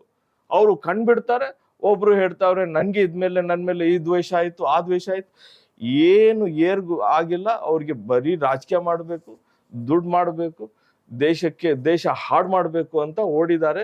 ಅದಕ್ಕೋಸ್ಕರ ಕರ್ನಾಟಕದಲ್ಲಿ ಕಾಂಗ್ರೆಸ್ ಪಾರ್ಟಿ ಗ್ಯಾರಂಟಿ ಇದೆಯಲ್ಲ, ಅದರಿಂದ ಎಲ್ಲಾ ಮನೆಯಲ್ಲಿ ಎಲ್ಲರೂ ಗೃಹಿಣಿಯವರು, ಅವರು ಅವ್ರಿಗೆ ಒಂದು ಸೌಲಭ್ಯ ಆಗಿದೆ. ಅದಕ್ಕೋಸ್ಕರ ಕರ್ನಾಟಕದಿಂದ ಆ ಮ್ಯಾಕ್ಸಿಮಮ್ ಸೀಟ್ಸ್ ನಮ್ ಕಾಂಗ್ರೆಸ್ ಪಾರ್ಟಿಗೆ ಸಿಗ್ತದೆ ಈ ಸತಿ. ಅದರಲ್ಲಿ ಬ್ಯಾಂಗ್ಳೂರ್ ಗ್ರಾಮಾಂತರ ನಂಬರ್ 1 ಪೊಸಿಷನ್ ಅಲ್ಲಿ ಇದೆ. ಈಗ ಬಿಜೆಪಿಗೂ ಕಾಂಗ್ರೆಸ್ಗೂ ಇರುವ ವ್ಯತ್ಯಾಸವೇನು? ನೋಡ್ರಿ, ನಾವು ಎಲ್ಲರೂ ಬದುಕೋಬೇಕು, ಎಲ್ಲರದು ಲೈಫಲ್ಲಿ ಒಂದು ಒಳ್ಳೆ ಜೀವನ ಆಗ್ಬೇಕು ಅಂತ ಒಂದು ನಮ್ಮ ಉದ್ದೇಶ, ನಮ್ಮ ಐಡಿಯಾಲಜಿ. ಎಲ್ಲರೂ ಒಳ್ಳೇದಾಗಬೇಕು. ಅವರು ಅಪ್ಪರ್ ಕಾಸ್ಟ್ ಇರ್ಬೋದು, OBC ಇರ್ಬೋದು, SC ಇರ್ಬೋದು, ST ಇರ್ಬೋದು, ಅಲ್ಪಸಂಖ್ಯಾತರ ಮೈನಾರಿಟೀಸ್ ಇರ್ಬೋದು, ಕ್ರಿಶ್ಚಿಯನ್ಸ್ ಇರ್ಬೋದು, ಸಿಖ್ಸ್ ಇರ್ಬೋದು, ಎಲ್ಲರಿಗೂ ಒಂದು ಒಳ್ಳೆ ಜೀವನ ಆಗಬೇಕು. ಅವ್ರ ಮನೆಯಲ್ಲಿ ಒಂದು ಒಳ್ಳೆ ಲಿವಿಂಗ್ ಸ್ಟೈಲ್, ಅವ್ರಿಗೆ ಮಕ್ಕಳಿಗೆ ಎಜುಕೇಶನ್, ಮನೆಯಲ್ಲಿ ಒಳ್ಳೆ ಚಿಕಿತ್ಸೆ, ಊಟ ಮಾಡೋಕ್ಕೆ ಒಂದು ಒಳ್ಳೆ ಕೆಲಸ, ಇಲ್ಲಾಂದ್ರೆ ಒಂದು ಒಳ್ಳೆ ಬಿಸ್ನೆಸ್ ಇದ್ರೆ ಎಲ್ಲರೂ ಆರಾಮಾಗಿ ಜೀವನ ಮಾಡ್ಕೊಂಡು ಹೋಗ್ತಾರೆ. ಅದು ನಮ್ಮ ಗುರಿ, ನಮ್ಮ ಐಡಿಯಾಲಜಿ. ಸಂವಿಧಾನದಲ್ಲಿ ಎಲ್ಲರಿಗೂ ಒಂದೇ ಹಕ್ಕು ಕೊಟ್ಟಿರೋದು, 1 man 1 vote. ಅದೇ ತರ ಎಲ್ಲರಿಗೂ ಅದೇ ಜೀವನ ಮಾಡಕ್ಕೆ ಒಂದು ಅವಕಾಶ ಮಾಡಿಕೊಡ್ಬೇಕು ಅಂತ ಕಾಂಗ್ರೆಸ್ ಪಾರ್ಟಿದು ಪಾಲಿಸಿ ಮತ್ತೆ ಐಡಿಯಾಲಜಿ. ಅದೇ ಬಿಜೆಪಿ ಏನ್ ಹೇಳ್ತಾವ್ರೆ, ನಾವು ಬಂದ್ರೆ ಸಂವಿಧಾನನೇ ಚೇಂಜ್ ಮಾಡ್ಬಿಡ್ತೀವಿ. ಏನ್ ಸಂವಿಧಾನ ಚೇಂಜ್ ಮಾಡ್ತೀರಾ? ಏನಾದ್ರೂ ಡಿಕ್ಟೇಟರ್ಶಿಪ್ ತಗೊಂಡ್ ಬರ್ಬೇಕು, ಪೂರ್ತಿ ಡಿಕ್ಟೇಟರ್ಶಿಪ್. ಇವಾಗ ಸ್ವೀಡನ್ ಸಂಸ್ಥೆಯಿಂದ ಒಂದು ಇದು ಬಂದಿದೆ, ಆಟೋಕ್ರಸಿ ಆಗ್ಬಿಡಿದೆ ಇಂಡಿಯಾ ಅಂತ. ಆಟೋಕ್ರಸಿ ಅಂದ್ರೆ ಏನು? ಸುಮ್ಮನೆ ಎಲೆಕ್ಷನ್ ಆಗೋದು, ನಂದೇ ಮಾತು ನಡೆಯೋದು ಅಂತ. ಈಗ ಅನಂತ್ ಕುಮಾರ್ ಹೆಗಡೆ ಅವರು ಈಗ ಒಂದು ಸ್ಟೇಟ್ಮೆಂಟ್ ಕೊಟ್ಟಿದ್ದಾರೆ, ನಾವು ಬಂದ್ರೆ ತಿರ್ಗಾ ಸಂವಿಧಾನ ಚೇಂಜ್ ಮಾಡ್ತೀವಿ ಅಂತ. ನಾವು ಹೇಳ್ತಾ ಇರೋದು, ಆ ಸಂವಿಧಾನ ನಮ್ಮ ಪುಸ್ತಕ, ಒಂದು holy book for the land of India. ಅದು ಯಾರು ಚೇಂಜ್ ಮಾಡಕ್ ಆಗೋದಿಲ್ಲ. ಎಲ್ಲರಿಗೂ ಸಮಾನ, ಎಲ್ಲರಿಗೂ ಒಂದೇ ಈಕ್ವಲ್ ರೈಟ್ಸ್, ಹಕ್ಕು, ಎಲ್ಲರಿಗೂ ಒಂದೇ ಹಕ್ಕು. The difference between Congress party and BJP is that ಅವರು ಡಿವೈಡ್ ಮಾಡೋದು, ನಾವು ಸೇರಿಸೋದು. ನಾವು ಡಿವೈಡ್ ಮಾಡ್ತಾ ಇರ್ತಾರೆ, ನಾವು ಯುನೈಟ್ ಮಾಡ್ತಾ ಇರ್ತೀವಿ. ನಮ್ಮ ಯುನೈಟಿಂಗ್ ಅದು ಫೈಟ್ ಇದೆಯಲ್ಲ, ನಮ್ಮ ಸಂಗ್ರಾಮ ಇದೆಯಲ್ಲ, ನಮ್ಗೆ ಇದು ಸಂಘರ್ಷ ಇದೆಯಲ್ಲ, ಇದು ನಡೀತಾ ಇರ್ತದೆ. ಅವ್ರು ಎಷ್ಟಾದ್ರೂ ಪ್ರಯತ್ನ ಮಾಡ್ತಾ ಇರ್ಲಿ, ನಾವು ಎಲ್ಲರಿಗೂ ಜೋಡಿಸೋದ್ ಕೆಲಸ ಮಾಡ್ತೀವಿ. ರಾಹುಲ್ ಗಾಂಧಿ ಅವರು ಹೇಳಿದ್ದಾರೆ, ಈ ನಫರತ್ ಕಿ ಬಾಜಾರ್ ಮೇ ಮೊಹಬ್ಬತ್ ಕಿ ದುಕಾನ್. ಆ ದ್ವೇಷದ ಒಂದು ಮಾರ್ಕೆಟ್ ಅಲ್ಲಿ ನಮ್ದು ಒಂದು ಪ್ರೀತಿಯ ಒಂದು ಸ್ಮಾಲ್ ಒಂದು ಶಾಪ್ ಮಾಡ್ಕೊಂಡಿದೀವಿ. ಅದೇ ತರ ನಮ್ಮ ಕಾಂಗ್ರೆಸ್ ಪಾರ್ಟಿ, ಈ ದೇಶ ಇದೆಯಲ್ಲ, ಅದಕ್ಕೆ ನಾವು ಪ್ರೊಟೆಕ್ಟ್ ಮಾಡೋದು ನಮ್ಮ ಉತ್ತಮ ಕರ್ತವ್ಯ. ಮುಸ್ಲಿಂ ಸಮುದಾಯ ಬಿಜೆಪಿಯನ್ನ ವಿರೋಧಿಸ್ತಾರೆ ಅಂತಕ್ಕಂಥ ವಿಚಾರ ಇದೆ, ಇದ್ರ ಬಗ್ಗೆ ನೀವೇನ್ ಹೇಳ್ತೀರಿ? ನೋಡಿ, ಅವ್ರಿಗೆ ಒಂದು ಒಂದ್ ಪಾಯಿಂಟ್ ಅಜೆಂಡಾ ಇದೆ. ಮುಸ್ಲಿಮ್ಸ್ಗೆ ತೋರ್ಸೋದು, ವೋಟ್ ತಗೊಳ್ಳೋದು. ವೋಟ್ ತಗೊಂಡಿರೋದು ಏನಾದ್ರೂ ನಮ್ಗೆ ಒಂದು ಮುಸ್ಲಿಮ್ಸ್ ಅವ್ರಿಗೆ ಏನಾದ್ರು 2,000ದಿಂದ ಒಂದು ಸಿಲಿಂಡರ್ ಕೊಟ್ಟು, ಹಿಂದೂಸ್ ಅವ್ರಿಗೆ ಏನಾದ್ರು ಒಂದು 300 ರೂಪಾಯಿಗೆ ಒಂದು ಸಿಲಿಂಡರ್ ಕೊಟ್ಟಿದ್ರೆ ಆಯ್ತಪ್ಪ. ನಮ್ಮ ಹಿಂದೂಸ್ ಅವ್ರಿಗೆ ಏನಾದ್ರು ಒಂದು ಪ್ರೊಟೆಕ್ಷನ್, ಒಂದು ಒಳ್ಳೆ ಏನಾದ್ರು ಒಂದು ಸೌಲಭ್ಯ ಮಾಡಿರ್ಬೋದು ಅಂತ. ಆದ್ರೆ ಇರೋದು ಒಂದು 10% 12% ಮುಸ್ಲಿಮ್ಸ್ ಅವ್ರಿಗೆ. ಅವ್ರ ಪೋಸ್ಟರ್ ತೋರಿಸಿ ಯಾರಿಗೆ ಅವರು ದೌರ್ಜನ್ಯ ಮಾಡ್ತಾ ಇರೋದು, ಅವ್ರು ಹಿಂಸೆ ಯಾರ ಮೇಲೆ ಹಾಕ್ತಾ ಇರೋದು? ನಮ್ಮ SC ಸಮಾಜ ಇರ್ಬೋದು, OBC ಸಮಾಜ ಇರ್ಬೋದು, ಅವ್ರ ಮನೆಯಲ್ಲಿ ಊಟ ಮಾಡಕ್ಕೂ ಇನ್ನೂ ಕಷ್ಟ ಇದೆ ರೀ. ಆ ಕಷ್ಟ ಟೈಮಲ್ಲಿ ಇವರು ಪ್ರೈಸ್ ರೈಸ್ ಮಾಡ್ಕೊಂಡು ಈಗ ಒಂದು ಊಟ ಮಾಡೋದು, ಒಂದು ಎಣ್ಣೆ ಅಂದ್ರೆ ಎಲ್ರಿ ತರೋದು, ಈಗ ಎಲ್ರಿ ತರೋದು? ಒಂದು ಪ್ಯಾಕೆಟ್ ಹಾಲ್ ಅಂದ್ರೆ ಕಷ್ಟ ಆಗ್ಬಿಟ್ಟಿದೆ ಇವಾಗ ಮನೆಯಲ್ಲಿ. ಅವ್ರಿಗೆ ಅಷ್ಟು ಕಷ್ಟ ಆಗ್ತಾ ಇದೆಯಲ್ಲ. ಈ ಎಲ್ಲಾ ಹಿಂದೂ ಸಮಾಜಕ್ಕೆ ಕಷ್ಟ ಆಗ್ತಾ ಇಲ್ವಾ? ಬರೀ Hindu Muslim Hindu Muslim Hindu Muslim ಅಂದ್ರೆ ಏನಾಗ್ತಾ ಇದೆ? ಏನ್ ಪ್ರಯೋಜನ? ಏನು? What is the benefit? What is the benefit? Hindu ಸಮಾಜಕ್ಕೆ ಏನಾದ್ರು ಒಳ್ಳೆ ಅವರು ಅಡ್ವಾಂಟೇಜ್ ಏನ್ ಕೊಟ್ಟಿದ್ದಾರೆ? ಸಾವಿರ ವರ್ಷದಿಂದ ಈ ಸಮಾಜ ಬಂದಿದೆಯಲ್ಲ, ಆವಾಗಿಂದ 1000, 2000, 3000 ವರ್ಷದಿಂದ ಇದಕ್ಕೆ ಏನು ತೊಂದರೆ ಇರಲಿಲ್ಲ. BJP 2014 ಬಂದ ತಕ್ಷಣ ಹಿಂದೂ ಸಮಾಜಕ್ಕೆ ಕಷ್ಟ ಆಗ್ಬಿಟ್ಟಿದೆಯಲ್ಲ, ಹೇಗೆ? ಯಾಕೆ? ಇಂಟರ್ನಲ್ ಸ್ಯಾಬುಟಾಜ್ ಏನಾದ್ರು BJP ಮಾಡ್ತಾವ್ರ? ಬರೀ ಹಿಂದೂ ಮುಸ್ಲಿಂ ಡಿವಿಷನ್ ಮಾಡಿ ಎಲ್ಲಿ ಹೋಗ್ತೀರಾ ನಾವು? ಎಲ್ಲಿ ಹೋಗಕ್ಕಾಗ್ತದೆ? ಈ ದೇಶ, ಈ ಭೂಮಿಯಲ್ಲಿ ನಾವು ಒಂದು ಒಳ್ಳೆ ಎಕ್ಸಾಂಪಲ್ ಕ್ರಿಯೇಟ್, ಒಂದು ಹಿಸ್ಟ್ರಿ ಮಾಡ್ಬೇಕಂತ ಇದ್ದೀವಿ, ಒಂದು ಒಳ್ಳೆ ಸೂಪರ್ ಪವರ್ ಆಗ್ಬೇಕು ಅಂತ ಒಂದು ಗುರಿ ಇಟ್ಕೊಂಡು ಹೋಗ್ಬೇಕಾಗಿರೋ ಟೈಮಲ್ಲಿ ಇವರು ಡಿವೈಡ್ ಅಂಡ್ ರೂಲ್ ಮಾಡಕ್ಕೆ ನೋಡ್ತಾವ್ರಲ್ಲ. ದಿಸ್ ಇಸ್ ಗೋನ್ ಬಿ ಒಂದು ಕಷ್ಟದ ಕಾಲ ಅಂತ ನನ್ಗೆ ಅನ್ಸ್ತಾ ಇದೆ. ನೀವ್ ಹೇಳೋ ರೀತಿಲಿ ಧರ್ಮದ ಮೇಲೆ ರಾಜಕಾರಣ ಮಾಡ್ತಾವ್ರೆ BJP ಅವರು. ಅದ್ ಬಿಟ್ರೆ ಬೇರೆ ಯಾವ್ದಿಲ್ಲ. ಧರ್ಮ ರಾಜಕಾರಣ ಬಿಟ್ಟು ಅವ್ರ ಹತ್ರ ಏನಾದ್ರು ಇದ್ರೆ ಹೇಳಿ. ಪಾಪ ಅವ್ರ ಮಂಜುನಾಥ್ ಅವರು ಒಳ್ಳೆ ಕೆಲಸ ಮಾಡ್ಕೊಂಡಿದ್ರಲ್ಲ, ಅವ್ರೆಲ್ಲರಿಗೂ ಚಿಕಿತ್ಸೆ ಕೊಡ್ತಾ ಇದ್ರಲ್ಲ. ಈಗ ಅದೇ ಬಾಯಿಂದ ಏನ್ ಮಾತು ಬರ್ತಾ ಇದೆ? ಅದೇ ಬಾಯಿಂದ, ಅದೇ ನಾಲ್ಗೆಯಿಂದ ಯಾವುದು ಮಾತು ಬರ್ತಾ ಇದೆ ನೀವೇ ನೋಡಿ. ಕುಮಾರಸ್ವಾಮಿ ಅವರು 10 ವರ್ಷ ಹಿಂದೆ ಏನ್ ಹೇಳ್ತಾ ಇದ್ರು, ಈಗ ಏನ್ ಹೇಳ್ತಾವ್ರೆ? CP ಯೋಗೇಶ್ವರ್ ಕಾಂಗ್ರೆಸ್ ಪ್ರಾಡಕ್ಟ್ ಅವರು, ಇವಾಗ ಅವ್ರ ಮಾತಲ್ಲಿ, ಅವ್ರ ಬಾಯಿಂದ ಏನ್ ಮಾತು ಬರ್ತಾ ಇದೆ? ಏನ್ ಈ ತರ ರಾಜಕಾರಣ ಮಾಡ್ಕೊಂಡು ಇವ್ರಿಗೆ ಏನ್ ಅಚೀವ್ಮೆಂಟ್ ಆಗ್ತದೆ ಹೇಳಿ? What is the achievement? Channapatna ಟೌನ್ಗೆ, ರಾಮನಗರ ಟೌನ್ಗೆ, ಕನಕಪುರ, ಮಾಗಡಿ, ಸೌತ್, RR ನಗರ, ಆನೇಕಲ್ಲು, ಕುಣಿಗಲ್, ಅದರಲ್ಲಿ ಏನಾದ್ರು ಅವ್ರಿಗೆ ಸೌಲಭ್ಯ ಆಗ್ತದೆ? ಅವ್ರಿಗೆ ಏನಾದ್ರು ಅಭಿವೃದ್ಧಿ ಇದೆಯಾ? ಅವ್ರಿಗೆ ಏನಾದ್ರು ಏನಿ ಪಾಸಿಟಿವ್ ಇದ್ರೆ ಹೇಳ್ರಿ. ಧರ್ಮದ ರಾಜಕಾರಣದಿಂದ ಏನಾದ್ರು ಅವ್ರಿಗೆ ಪಾಸಿಟಿವ್ ಆಗ್ತಾ ಇದ್ರೆ ಹೇಳಿ. Any advantage? ಸಂವಿಧಾನ ಅಡ್ವಾಂಟೇಜ್ ಇದೆಯಾ? ಆರ್ಥಿಕ ಅಡ್ವಾಂಟೇಜ್ ಇದೆಯಾ? ಸೋಷಿಯಲ್ ಅಡ್ವಾಂಟೇಜ್ ಇದೆಯಾ? ಹೆಲ್ತ್ ಅಡ್ವಾಂಟೇಜ್ ಇದೆಯಾ? ಏನಾದ್ರೂ ಅಡ್ವಾಂಟೇಜ್ ಇರ್ಬೇಕಲ್ವೇ? ಅಡ್ವಾಂಟೇಜ್ ಕೇಳಿದ್ರೆ ಏನು ಇಲ್ಲ ಅಂತ ಹೇಳ್ತಾರೆ ಅವರು. ಬರೀ ನಾವು ಇದ್ ಮಾಡ್ಬೇಕು ಇದ್ದೀವಿ, ಅದು ಮಾಡ್ಕೊಂಡಿದೀವಿ ಅಂತ ಅದ್ ಮಾತು ಬಿಟ್ರೆ ಬರೀ ಸ್ಕ್ಯಾಮ್ಗಳು, ಬರೀ ಸ್ಕ್ಯಾಮ್. ಈ ಎಲೆಕ್ಟೋರಲ್ ಬಾಂಡ್ ಅಲ್ಲಿ ನಿಮ್ಗೆ ಸಂಗ್ರಾಮ ಟಿವಿಗೆ ಒಂದು ED ನೋಟಿಸ್ ಕಳ್ಸೋದು, ನೀವು ಎಸ್ಕೇಪ್ ಆಗ್ಬೇಕು. 1 ಕೋಟಿ ಎಲೆಕ್ಟೋರಲ್ ಬಾಂಡ್ ಅವ್ರಿಗೆ ವಾಪಸ್ ಕೊಡ್ತೀರಾ, ಅವ್ರು ನಿಮ್ಗೆ ಬಿಟ್ಬಿಡ್ತಾರೆ. ಎಕ್ಸ್ಟಾರ್ಷನ್ ರಾಕೆಟ್ ನಡೆಸಿದ್ದಾರೆ ಅವರು. ಅದೇ ಧರ್ಮ ರಾಜಕಾರಣದಲ್ಲಿ. ಇಲ್ಲಿ ಧರ್ಮ ರಾಜಕಾರಣ, ರಿಲಿಜಿಯಸ್ ಪಾಲಿಟಿಕ್ಸ್ ಮಾಡೋದು, ಅದೇ ED ಒಂದು ನೋಟಿಸ್ ಕಳ್ಸೋದು, ಇಲ್ಲಾಂದ್ರೆ ಒಂದು CBI ನೋಟಿಸ್ ಕಳ್ಸೋದು, ಅವರು ಎಲೆಕ್ಟೋರಲ್ ಬಾಂಡ್ಸ್ ಅಲ್ಲಿ ನಿಮ್ಗೆ ಅನುದಾನ ಕೊಡೋದು, ಅವ್ರಿಗೆ ಬಿಟ್ಬಿಡೋದು. ಮೇಗಾ ಇಂಜಿನಿಯರಿಂಗ್ ಅವ್ರಿಗೆ ED ಕಳ್ಸೋದು, ಅವರು ನಿಮ್ಗೆ 1000 ಕೋಟಿ, 1,000 ಏನು 1,200, 400 ಕೋಟಿ ಎಲೆಕ್ಟೋರಲ್ ಬಾಂಡ್ಸ್ ಕೊಟ್ಟಿದ್ದೀರಾ. ಅವ್ರಿಗೆ ದ ಬಿಗ್ಗೆಸ್ಟ್ ಪ್ರಾಜೆಕ್ಟ್ ಕೊಡ್ತೀರಲ್ಲ ಒಂದ್ 5 ದಿವಸ ಬಿಟ್ಟು, ಇದು ಸ್ಕ್ಯಾಮ್ ಅಲ್ವೇ? ಅವ್ರು ನಿಮ್ಗೆ 1,000 ಕೋಟಿ ನಿಮ್ಗೆ ಎಲೆಕ್ಟೋರಲ್ ಬಾಂಡ್ಸ್ ಕೊಟ್ಟಿದ್ರೆ ಅವ್ರಿಗೆ ಮಾರ್ಜಿನ್ ಎಷ್ಟು ಆಗಿರ್ಬೋದು? ಇದು ವೈಟ್ ಕೊಟ್ಟಿರೋದು, ಬ್ಲ್ಯಾಕ್ ಅಲ್ಲಿ ಎಷ್ಟು ಕೊಟ್ಟಿರ್ಬೋದು? ಸೊ ಇವಾಗ ನಾವು BJP ರಾಜಕಾರಣವನ್ನು, ಅವ್ರ ಪಾಲಿಟಿಕ್ಸ್ ಇದೆಯಲ್ಲ, ನಾವೆಲ್ಲರೂ ಅಂಡರ್ಸ್ಟ್ಯಾಂಡ್ ಮಾಡ್ಕೋಬೇಕಾಗಿದೆ. ಬರೀ ಅಂಬಾನಿ, ಅದಾನಿ ಅವ್ರ ದೊಡ್ಡ ಉದ್ಯೋಗ ಅವ್ರಿಗೆ ಲಾಭ ಆಗ್ತಾ ಇದೆ. ಆದ್ರೆ ನಮ್ಮ ಜನರಿಗೆ, ನಮ್ಮ ಚನ್ನಪಟ್ಟಣದಲ್ಲಿ ಯಾವ್ದಾದ್ರು ಒಂದು ಚಿಕ್ಕ ಹಳ್ಳಿಯಲ್ಲಿ ಹೋಗಿ ಅವ್ರಿಗೇನಾದ್ರೂ ಆಗಿದ್ಯಾ? ಎಲೆಕ್ಟೋರಲ್ ಬಾಂಡ್ಸ್ ಇಂದ ಏನಾದ್ರೂ ಅವ್ರಿಗೆ ಕೊಟ್ಟಿದಾರಾ? ಏನಾದ್ರೂ ಅವ್ರಿಗೆ ಸ್ಪೆಷಲ್ ಪ್ರಾಜೆಕ್ಟ್ ಕೊಟ್ಟಿದಾರಾ? ಅವ್ರು ಕೊಟ್ಟಿಲ್ವಲ್ಲ.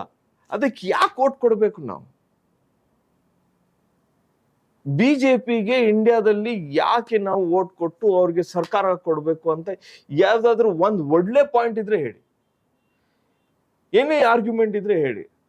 ಅದಕ್ಕೆ ನಾವು ಸ್ಪಂದಿಸ್ತೀವಿ ಏನಾದ್ರು ಒಳ್ಳೇದಿದ್ರೆ. ಚಾನ್ಸ್ ಇಲ್ಲ ಅವ್ರಿಗೆ ಏನು ಒಂದು ಹಿಂದೂ ಮುಸ್ಲಿಂ ಬಿಟ್ಟು ಬೇರೆ ಯಾವುದು ರಾಜಕೀಯದ ಒಂದು ನರೇಟಿವೇನೆ ಬರೋದಿಲ್ಲ. ಇವಾಗ ಪ್ರಧಾನಿ ಅವ್ರು ಹೇಳ್ತಾವ್ರೆ ಅವರೆಲ್ಲ ನಾನ್ ವೆಜ್ ತಿಂತಾ ಇದ್ದಾರೆ, ಅದಕ್ಕೋಸ್ಕರ ನನ್ಗೆ ವೋಟ್ ಹಾಕಿ. ಯಾಕೆ ಇಂಡಿಯಾದಲ್ಲಿ 80% ನಾನ್ ವೆಜಿಟೇರಿಯನ್ಸ್, 80% ನಾನ್ ವೆಜಿಟೇರಿಯನ್ಸ್. ಅವ್ರು ಹೇಳ್ತಾವ್ರೆ ಅವರೆಲ್ಲ ನಾನ್ ವೆಜ್ ತಿಂತಾವ್ರೆ, ಅದಕ್ಕೋಸ್ಕರ ನನ್ಗೆ ವೋಟ್ ಹಾಕಿ. ಯಾಕಪ್ಪ? ಯಾಕೆ ನಾವು ನಾನ್ ವೆಜ್ ತಿನ್ಬಾರ್ದ? ಗೌಡ್ರು ನಾನ್ ವೆಜ್ ತಿನ್ಬಾರ್ದ? OBC ಅವರು ನಾನ್ ವೆಜ್ ತಿನ್ಬಾರ್ದ? SC ಅವರು ನಾನ್ ವೆಜ್ ತಿನ್ಬಾರ್ದ? ನಾನ್ ವೆಜ್ ತಿಂತಾವ್ರೆ, ಅದಕ್ಕೋಸ್ಕರ ನಾನು ವೋಟ್ ಹಾಕಿ. ಅರೆ ಭಾಯಿ, ನೀವು ಹೇಳ್ರಿ, ನನ್ನ ಚನ್ನಪಟ್ಟಣದಲ್ಲಿ 2,50,000 ಜನ ಇದ್ದಾರೆ. ಎಷ್ಟು ಕುಟುಂಬ ಇದ್ದಾರೆ ಇಲ್ಲಿ? 50,000 ಕುಟುಂಬ ಇದಾರಲ್ಲ, 40,000 ಕುಟುಂಬ ಇದಾರಲ್ಲ, ಅವ್ರಿಗೆ ಒಂದೊಂದು ಕೆಲಸ ಕೊಡ್ತೀರಾ ನೀವು? ಉದ್ಯೋಗ ಕೊಡ್ತೀರಾ ನೀವು? ಗೌರ್ಮೆಂಟ್ ನೌಕರಿ ಕೊಡ್ತೀರಾ ನೀವು? ಪ್ರೈವೇಟ್ ಸೆಕ್ಟರ್ ಅಲ್ಲಿ ಗೌರ್ಮೆಂಟ್ ನೌಕರಿ ಕೊಡ್ತೀರಾ ನೀವು? ಏನಾದ್ರು ಕೊಡ್ತಾ ಇದ್ರೆ ಹೇಳ್ರಿ, ನಾವು ನಿಮ್ಗೆ ವೋಟ್ ಹಾಕ್ತೀವಿ. ಅದೂ ಇಲ್ಲ. ಸುಮ್ಮನೆ ಏನಾದ್ರು ಒಂದು ಜುಮ್ಲಾ ಹೊಡೆಯೋದು, ನಮ್ಮ ಮೇಲೆ ಕಾಂಗ್ರೆಸ್ ಪಾರ್ಟಿ ಮೇಲೆ ಏನಾದ್ರು ಒಂದು ಆರೋಪ ಮಾಡಿ ನಮ್ಗೆ ವೋಟ್ ಹಾಕಿ. ನೀವೇ ನೋಡಿ, ಕುಮಾರಸ್ವಾಮಿ ಅವರು ಏನ್ ಮಾಡಿದ್ದಾರೆ ಇಲ್ಲಿ ಚನ್ನಪಟ್ಟಣದಿಂದ. ಲಾಸ್ಟ್ 10 ವರ್ಷದಿಂದ ಅವ್ರು ಇಲ್ಲಿ MLA ಆಗಿದಾರಲ್ಲ, ಸೆಕೆಂಡ್ ಟರ್ಮ್. ಅವ್ರದ್ದು ಏನ್ ಕೊಡುಗೆ? CP ಯೋಗೇಶ್ವರ್ ಅವರು ಬರೀ ನಾನು ಅವ್ರಿಗೇನೋ ಒಂದು ಹೆಸರು ಕೊಟ್ಟಿದಾರಲ್ಲ, ಏನದು? ಆಧುನಿಕ ಭಗೀರಥ. ಏನದು? ಮೊದಲು ಚನ್ನಪಟ್ಟಣದಲ್ಲಿ ನೀರೇ ಇರ್ಲಿಲ್ವಾ? ನೀರೇ ಇರ್ಲಿಲ್ಲ ಚನ್ನಪಟ್ಟಣದಲ್ಲಿ ಒಂದು 50,000 ವರ್ಷದಿಂದ. ಇವ್ರು ಬಂದ ತಕ್ಷಣ ನೀರು ಬಂದ್ಬಿಟ್ಟಿರೋದು. ದುಡ್ಡು ಯಾರು ಕೊಟ್ಟಿರೋದು? ಸರ್ಕಾರದಿಂದ ದುಡ್ಡು ಬಂತು. ಇವರು ಕೆರೆಗೆ ಸ್ವಲ್ಪ ಕ್ಲೀನ್ ಮಾಡಿ ಅದರಲ್ಲಿ ಪಂಪ್ ಹಾಕಿ ನೀರು ಬರ್ತಾ ಇದೆ. ಅದೇನಿದೆ? ನಾನೇ ಕೊಟ್ಟಿರೋದು. ಅವರು ಪ್ರಧಾನಿ ಹೇಳ್ತಾವ್ರೆ, ನಾನು 80 crore ಜನರಿಗೆ ನಾನು 5 kg ಅಕ್ಕಿ ಕೊಡ್ತಾ ಇದ್ದೀನಿ. ಅದೆಲ್ಲಿಂದ ಬರ್ತಾ ಇರೋದು? ನಮ್ಮ ಟ್ಯಾಕ್ಸ್ ಮನಿಯಿಂದ. ಏನಾದ್ರು ಅವ್ರು ಕೊಡ್ತಾ ಇದ್ರೆ ಹೇಳ್ರಿ. ಭಗೀರಥ ಯಾಕೆ ಸೋತೋದ್ರು 2 ಎಲೆಕ್ಷನ್? ಭಗೀರಥ ಅಂದ್ರೆ ನಿಮ್ಗೆ ಎಲ್ಲ ಓಟ್ ಬರ್ಬೇಕಾಗಿತ್ತಲ್ವಾ? ಯಾಕೆ ಬಂದಿಲ್ಲ? ಯಾರು ನಿಮ್ಗೆ ಸೋಲ್ಸಿದ್ರಲ್ಲ ಅವ್ರ ಜೊತೆ ನೀವು ನಿಂತ್ಕೊಂಡು ಇವಾಗ ಅವ್ರಿಗೆ ವಿರುದ್ಧ ಹೇಳ್ತಾ ಇದ್ರಿ. ನೀವು ಬಂದ 8 ತಿಂಗಳು 10 ತಿಂಗಳ ಹಿಂದೆ ಅವ್ರ ವಿರುದ್ಧ ದಿನಾ ಒಂದು ಪ್ರೆಸ್ ಕಾನ್ಫರೆನ್ಸ್ ಮಾಡಿ ನೀವು ವಿರುದ್ಧ ಹೇಳ್ತಾ ಇದ್ರಲ್ಲ, ಇವಾಗ ಅವ್ರ ಜೊತೆ ಸೇರ್ಕೊಂಡ್ ಬಿಟ್ಟಿದ್ದೀರಾ. ಹೇಗೆ? What is politics behind this? ನಿಮ್ಮ ಲಾಭ ಏನು? ಬಿಜೆಪಿ ಮತ್ತೆ JDS ಜೊತೆ ಸೇರ್ಕೊಂಡಿದಾರಲ್ಲ, ಕುಮಾರಸ್ವಾಮಿ ಅವ್ರದ್ದು ಮತ್ತೆ CP ಯೋಗೇಶ್ವರ್ದು ಏನ್ ಲಾಭ? What is the politics? ಇಲ್ಲಿ ಒಬ್ರು ಪ್ರಭಾವಿಯಾಗಿ ಒಂದು ಸಂಸದರು ಇಲ್ಲಿ ಚನ್ನಪಟ್ಟಣ, ರಾಮನಗರ, ಕನಕಪುರ, ಮಾಗಡಿ, ಕುಣಿಗಲ್ಲು, ಆನೇಕಲ್ಲು ಮತ್ತೆ ಬ್ಯಾಂಗ್ಳೂರ್ ಸೌತ್, RR ನಗರದಲ್ಲಿ ಒಳ್ಳೆ ಕೆಲಸ ಮಾಡ್ತಾ ಇರೋದು ಇವ್ರಿಗೆ ನೋಡಕ್ ಆಗ್ತಾ ಇಲ್ಲ. ಅದಕ್ಕೋಸ್ಕರ ನಾವು ಇವ್ರಿಗೆ ಸೋಲ್ಸ್ಲೇಬೇಕು. ಚನ್ನಪಟ್ಟಣ ಮತ್ತೆ ಇದು ಬ್ಯಾಂಗ್ಳೂರ್ ರೂರಲ್ ಜನರು DK ಸುರೇಶ್ ಅವ್ರಿಗೆ ಯಾವ ಕಾರಣಕ್ಕೂ ಬಿಡೋದಿಲ್ಲ. He is the best man to become the PM of. ನೀವ್ ಹೇಳಿದ್ರಿ ಬಿಜೆಪಿ ಭ್ರಷ್ಟಾಚಾರ ಮಾಡೋದ್ರಲ್ಲಿ ನಂಬರ್ 1 ಅಂತ. ದೊಡ್ಡ ಮಟ್ಟದ ದೊಡ್ಡ ಭ್ರಷ್ಟಾಚಾರವನ್ನ ಮಾಡಿದ್ರಿ. ಆದ್ರೆ ಮತದಾರರು ಬಿಜೆಪಿ ಎತ್ತ ಒಲವದೆ, ಅಲ್ಲದೆ ಆ ಸ್ಥಾನಗಳು ಕೂಡ ದ್ವಿಗುಣಗೊಳ್ತಾವೆ. ಎಲ್ಲಿ ಇದೆ ಒಲ್ವೋ ನೋಡಿ. ಆ ವೇವ್ ಇದ್ದಿದ್ರೆ ಇವರು ನಮ್ಮ ಕಾಂಗ್ರೆಸ್ ಪಕ್ಷದಿಂದ, NCP ಇಂದ, BJD ಇಂದ, RJD ಇಂದ, ಶಿವಸೇನಾದಿಂದ ಅವ್ರಿಗೆ ಲೀಡರ್ಸ್ ಅಲ್ಲಿಂದ ಕರ್ಕೊಂಡು ಅವ್ರಿಗೆ ಟಿಕೆಟ್ ಕೊಡೋದು ಏನಾದ್ರು ಅವಕಾಶ ಇದ್ದಿತ್ತಾ? ಏನಾದ್ರು ಅವಕಾಶ ಇದೆಯಾ? ಏನಾದ್ರು ರೀಸನ್ ಇದೆಯಾ? ಅವ್ರ ಹತ್ರ ಸೋಲೋ ಲೀಡರ್ ಇದ್ದಾರೆ, ಅದಕ್ಕೋಸ್ಕರ ನಮ್ಮ ಲೀಡರ್ಸ್ ಕರ್ಕೊಂಡು ಹೋಗಿ ಅವ್ರಿಗೆ ದುಡ್ಡು ಕೊಟ್ಟು ಅವ್ರಿಗೆ ಎಲೆಕ್ಷನ್ ನಡೆಸ್ತಾವ್ರೆ. ಅಂದ್ರೆ BJPಯಲ್ಲಿ ಮತ್ತೆ ನಮ್ಮ ಮೋದಿ ಅವ್ರ ಹತ್ರ ಅದು ಆ ಮ್ಯಾಜಿಕ್ ಇಲ್ಲ ಅಂತ. ನ್ಯಾಚುರಲ್ ಕರಪ್ಟ್ ಪಾರ್ಟಿ ಅಂತ ಹೇಳಿದ್ರಲ್ಲ NCP ಅವ್ರಿಗೆ 72,000 crores 72,000 ಕೋಟಿ ಹಗರಣ ಮಾಡಿದಾರಂತ ಹೇಳಿ 2 ದಿವಸದ ಒಳಗಡೆ ಆಮೇಲೆ ಅವ್ರ ಗೋಧಿ ಮೇಲೆ ಕೂಡ್ಸ್ಕೊಂಡ್ಬಿಟ್ರಲ್ಲ. ಆ ಕರಪ್ಷನ್ ಹೋಗ್ಬಿಡುತ್ತಾ ಅವಾಗ? ಸೊ ಯಾಕೆ ಅವ್ರಿಗೆ ಓಟ್ ಕೊಡ್ಬೇಕು ನಾವು ಇವಾಗ? ನ್ಯಾಚುರಲಿ ಕರಪ್ಟ್ ಪಾರ್ಟಿ ಅಂದ್ರೆ ಯಾವ ಕರಪ್ಟ್ ಪಾರ್ಟಿ? ಇವಾಗ BJP ನ್ಯಾಚುರಲ್ ಕರಪ್ಟ್ ಪಾರ್ಟಿ. ಬರೀ ದುಡ್ಡು ಬಿಟ್ರೆ ಯಾವುದು ಏನಿಲ್ಲ. ಕಮಲ ಆಪರೇಷನ್ ಮಾಡ್ಲಿಲ್ವೇ ಅವರು 2019 ಆ ದುಡ್ಡು ಎಲ್ಲಿಂದ ಬಂತು? ಮಳೆಯಿಂದ ಬಂತ? ಅದೇ ಭಗೀರಥ ಅವರು ಕೆರೆಯಲ್ಲಿ ನೀರ್ ಇದೆಯಲ್ಲ, ಆ ತರ ನೀರ್ ಏನಾದ್ರು ದುಡ್ಡು ಬಂತ? ಇವಾಗ ನಾವ್ ಈಗ ಹೇಳ್ಬೇಕು, ಆಧುನಿಕ ಭಗೀರಥ ಅಂದ್ರೆ ದುಡ್ಡು ಬರೋದು ಕಾರ್ಯ ಅಂತ.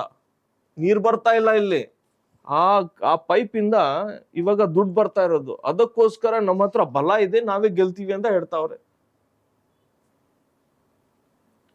ಏನಾದ್ರು ಅವ್ರು ಒಳ್ಳೆ ಕೆಲಸ ಮಾಡಿದ್ರೆ ನಾವು ಓಟ್ ಹಾಕ್ತಾ ಇದ್ವಿ. ಯಾವುದು ವಲ್ವಿಲ್ಲ, ಯಾವುದು ವೇವ್ ಇಲ್ಲ.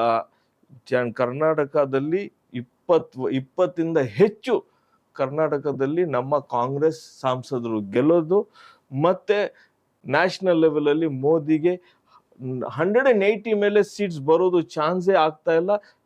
ಬಹಳ ಸಮೀಕ್ಷೆ ಬಂದಿದೆ, ಬಹಳ ಸರ್ವೇಸ್ ಬಂದಿದೆ, ಅವರಿಗೆ 200 ದಾಟೋದು ಬಹಳ ಕಷ್ಟ ಇದೆಯಂತೆ. ಅದಕ್ಕೋಸ್ಕರ ಎಲ್ಲಾ ಕಡೆ ಓಡಾಡ್ತಾವ್ರೆ. ಮೋದಿ ಎಲ್ಲಿ ಕರ್ನಾಟಕದಲ್ಲಿ ಬಂದಿದ್ರು ಅಲ್ಲೆಲ್ಲಿ ಸೋತಿದ್ದಾರೆ. ರಾಹುಲ್ ಗಾಂಧಿ ಎಲ್ಲೆಲ್ಲಿ ಅವರು ಭಾರತ್ ಜೋಡೋ ಯಾತ್ರದಿಂದ ಅವ್ರು ನಡೆದಿದ್ದಾರೆ, ಅಲ್ಲೆಲ್ಲಾ ಕಡೆ ನಾವು ಗೆದ್ದಿದ್ದೀವಿ. So the difference is Rahul is a honest man, ಒಳ್ಳೆ ಮನುಷ್ಯರು. ಇವ್ರು ಎಲ್ಲೆಲ್ಲಿ ಹೋಗಿದ್ದಾರೆ, ಸೋಲು ಬಂದಿದೆ, ತಿರ್ಗಾ ಸೋಲು ಬರ್ತಿದೆ. ನಾನು ಹೇಳ್ತಾ ಇದ್ದೀನಿ, ಚನ್ನಪಟ್ಟಣಕ್ಕೆ ಇನ್ನೊಂದ್ಸತಿ ಬರ್ಬೇಕು, ಯಾಕಂದ್ರೆ ಅವ್ರು ಸೋಲೋದ್ ಕಾರಣ ಇಲ್ಲಿಂದಾನೇ ಸ್ಟಾರ್ಟ್ ಆಗ್ಬೇಕು. ಭಾರತ ದೇಶದಲ್ಲಿ ಬೆಂಗಳೂರು ಗ್ರಾಮಾಂತರ ಲೋಕಸಭಾ ಚುನಾವಣೆಯನ್ನ ಸವಾಲಾಗಿ ಸ್ವೀಕಾರ ಮಾಡವ್ರೆ ಬಿಜೆಪಿಯವರು. ಅಲ್ಲದೆ ಭಾರತದ ಗೃಹ ಮಂತ್ರಿ ಅಮಿತ್ ಶಾ ಅವರು ಕೂಡ ಈ ಬೆಂಗಳೂರು ಗ್ರಾಮಾಂತರ ಲೋಕಸಭೆಯನ್ನ ತನ್ನ ಸ್ವಪ್ರತಿಷ್ಠೆಯಾಗಿ ತಗೊಂಡು ಈ ಬಿಜೆಪಿ ಮೈತ್ರಿ ಅಭ್ಯರ್ಥಿ ಡಾಕ್ಟರ್ ಮಂಜುನಾಥ್ ಅವ್ರನ್ನ ಗೆಲ್ಲಿಸಲೇಬೇಕು, DK ಸುರೇಶ್ ಅವ್ರನ್ನ ಸೋಲಿಸಲೇಬೇಕು ಅಂತ ಪಣ ತೊಟ್ಟು ಈಗಾಗಲೇ ಕೆಲ ದಿನಗಳ ಹಿಂದೆ ಬಂದು ರೋಡ್ ಶೋ ಮಾಡಿದ್ದಾರೆ. ಇದ್ರ ಬಗ್ಗೆ ನೀವೇನ್ ಹೇಳ್ತೀರಿ? ನೋಡ್ರಿ, ಒಬ್ರು 3-4 ಸತಿ MLA ಆಗಿದ್ರು, ಒಬ್ರು 2 ಸತಿ ಆಗಿದ್ದಾರೆ. ದೊಡ್ಡ ನಾಯಕರು. ಅವ್ರ ಕೈಯಿಂದ ಇಲ್ಲಿ ಸ್ಪರ್ಧೆ ಮಾಡಕ್ ಆಗ್ಲಿಲ್ವಾ? ಯಾಕೆ ಮಾಡ್ತಾ ಇಲ್ಲ ಅವರು? ಇವ್ರಿಬ್ರು ಯಾಕೆ ಮಾಡ್ತಾ ಇಲ್ಲ? ಇವ್ರ ಕೈಯಿಂದ ಆಗ್ತಾ ಇಲ್ಲ, ಇವ್ರಿಗೆ ಭಯ ಇದೆ, ನಾವು ಸೋಲ್ತೀವಿ ಅಂತ. ಅದಕ್ಕೋಸ್ಕರ ಪಾಪ ಅವ್ರಿಗೆ ರಿಟೈರ್ಮೆಂಟ್ ಮಾಡಿಸ್ಕೊಂಡು ಇಲ್ಲಿ ಕರ್ಕೊಂಡು ಬಂದಿದ್ದಾರೆ. ಇವರು ರಿಸ್ಕ್ ತಗೊಳಕ್ ಇವ್ರಿಗೆ ಧೈರ್ಯ ಇಲ್ಲ. ಅದಕ್ಕೆ ನೋಡಿ, 1 ವರ್ಷ ಅವ್ರಿಗೆ ತೊಂದರೆ ಕೊಟ್ಟಿಲ್ವಾ DK ಶಿವಕುಮಾರ್ ಅವ್ರಿಗೆ? ED ಅವರು ಕೊಟ್ಟಿದ್ರಲ್ಲ, ಆ ED ಅವರು ಇವ್ರ ಬಗ್ಗಿಲ್ಲ. DK ಶಿವಕುಮಾರ್ ಅವರು ಇರ್ಬೋದು, DK ಸುರೇಶ್ ಅವರು ಇರ್ಬೋದು, ಅವ್ರಿಗೆ ಯಾವುದು ಇಷ್ಟು ಅವ್ರು ತೊಂದರೆ ಕೊಟ್ಟಾದ್ಮೇಲೆನು ಅವರು ಬಗ್ಲಿಲ್ಲ. ಅದೇ DK ಸುರೇಶ್ ಅವರು ಪಾರ್ಲಿಮೆಂಟ್ ಅಲ್ಲಿ ನಿಂತ್ಕೊಂಡು ಇವ್ರಿಗೆ ಹೆದರ್ಸ್ತಾರಲ್ಲ, ಅದಕ್ಕೋಸ್ಕರ ನಾವು ಇಲ್ಲಿ ಇವ್ರಿಗೆ ಸೋಲ್ಸ್ಬೇಕು ಅಂತ ಬಂದಿದ್ದಾರೆ. ಆದ್ರೆ ಇಲ್ಲಿ 2 ಕುದುರೆ ಓಡಕ್ಕೆ ತಯಾರಿಲ್ವಲ್ಲ. 2 ಕುದುರೆ ಇದೆಯಲ್ಲ, ರೇಸ್ ಕುದುರೆ, ಆ ಕುದುರೆ ಓಡ್ಸಕ್ಕೆ ಅವ್ರಿಗೆ ಚಾನ್ಸ್, ಅವ್ರಿಗೆ ಧೈರ್ಯ ಇಲ್ಲ. ಅದಕ್ಕೋಸ್ಕರ ಮಂಜುನಾಥ್ ಅವ್ರಿಗೆ ಪಾಪ ಏನೋ ಬಲಿ ಮಾಡಕ್ ಕರ್ಕೊಂಡು ಬಂದಿದ್ದಾರೆ. ಇಲ್ಲಿಂದ ಗೆಲ್ಲೋದ್ ಒಬ್ರು DK ಸುರೇಶ್ ಅವರು.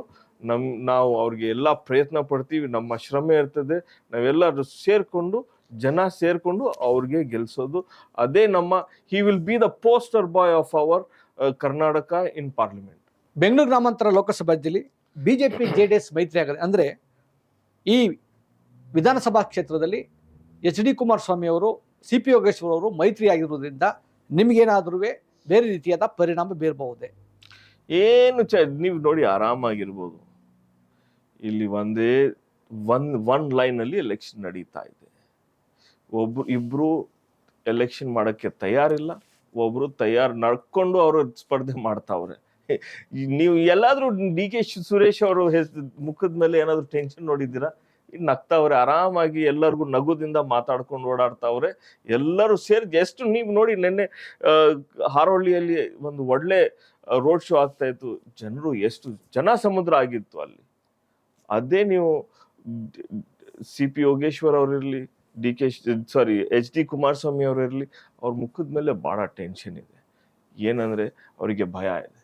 ಯಾವ ಕಾರಣದಿಂದ? ನಾವು ಚನ್ನಪಟ್ಟಣದಿಂದ ಹಿಡಿದು ಕುಣಿಗಲ್, ಆನೇಕಲ್ವರೆಗೂ ನಾವೆಲ್ಲ ಒಂದೇ ಸೈಡಲ್ಲಿ, ನಮ್ಮ ಹಸ್ತ ಬರೀ ಅವ್ರಿಗೆ ಮತ ಬರೋದು.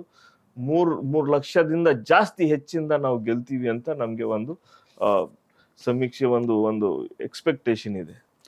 ರಾಜ್ಯದ ಮಾಜಿ ಮುಖ್ಯಮಂತ್ರಿ, ಚನ್ನಪಟ್ಟಣ ಕ್ಷೇತ್ರದ ಶಾಸಕರಾದಂತಹ HD ಕುಮಾರಸ್ವಾಮಿ ಅವರು ಕಳೆದ ವಿಧಾನಸಭಾ ಚುನಾವಣೆಯಲ್ಲಿ ಅವರು ಗೆಲ್ಲಬೇಕಾದ್ರೆ ಮುಸ್ಲಿಂ ಮತಗಳೇ ನಿರ್ಣಾಯಕ ಆಗಿದ್ದು. ಆದರೆ ಅವರು ಬಿಜೆಪಿ ಜೊತೆ ಮೈತ್ರಿ ಮಾಡಿಕೊಂಡಂಥ ಸಂದರ್ಭದಲ್ಲಿ ಒಂದು ಮಾತನ್ನ ಹೇಳ್ತಾರೆ, ನಾನು ಮುಸ್ಲಿಂ ಮತದಾರನ ನಂಬಿಕೊಂಡು ರಾಜಕಾರಣಕ್ಕೆ ಬಂದಿಲ್ಲ ಅಂತಕ್ಕಂಥದ್ದು. ಅದ್ರ ಬಗ್ಗೆ ತಾವು ಏನು ಹೇಳ್ತೀರಿ? ನೋಡಿ, ಮುಸ್ಲಿಂ ಸಮುದಾಯ ಇರಲಿ, ಒಕ್ಕಲಿಗ ಸಮಾಜ ಇರಲಿ, SC ಸಮಾಜ ಇರಲಿ, OBC ಇರಲಿ, ಯಾರು ನೀವು ನಮ್ಮ ರಾಜಕಾರಣ ಮಾಡಿ, ನಮ್ಮ ರಾಜಕೀಯ ಮಾಡಿ ಅಂತ ಯಾರು ಅವ್ರಿಗೆ ಕೇಳಿಲ್ಲ. ಇವ್ರು ಅನಿವಾರ್ಯ, ಇವರು ರಾಜಕೀಯದಲ್ಲಿ ಇದ್ದಾರೆ. ಒಂದು ಇತಿಹಾಸ ಇದೆ. ಎಲ್ಲ ಸಮಾಜ JDS ಮತ್ತೆ ಜನತಾ ಪಾರ್ಟಿ ಜೊತೆ ಒಂದು ಸುಮಾರು ವರ್ಷದಿಂದ ಅದು ಒಂದು ಇತಿಹಾಸ ಇದೆ. ಇದ್ರು ಇವರೆಲ್ಲರಿಗೆ ಒಂದು ಹೋರಾಟ ಮಾಡ್ತಾ ಇದ್ರು. ಈಗ ಇವ್ರಿಗೇನಾಗಿದೆ, ಒಂದು ಕುಟುಂಬ ರಾಜಕಾರಣ ಮಾಡಬೇಕು ಅಂತ ಒಂದು ಇಸ್ ಕಂಪಲ್ಷನ್. ಈಗ ಅವ್ರು ಕುಟುಂಬ ರಾಜಕಾರಣ ಬಿಟ್ಟು ಬೇರೆ ಏನು ರಾಜಕಾರಣ ಮಾಡಕ್ಕೆ ಆಗ್ತಾ ಇಲ್ಲ. ಅದಕ್ಕೋಸ್ಕರ ಎಲ್ಲರೂ JDS ಬಿಟ್ಟು ಕಾಂಗ್ರೆಸ್ ಬರ್ತಾವ್ರೆ. ಇವ್ರಿಗೆ JDS ಸೇವ್ ಮಾಡಬೇಕು, ಅದಕ್ಕೆ BJP ಅವ್ರು ತಿನ್ಬಿಡ್ತಾರೆ ಅಂತ JDS ಅವ್ರು ಮರ್ಜ್ ಮಾಡ್ಕೊಳ್ಬೇಕು ಅಂತ ಇದ್ರು.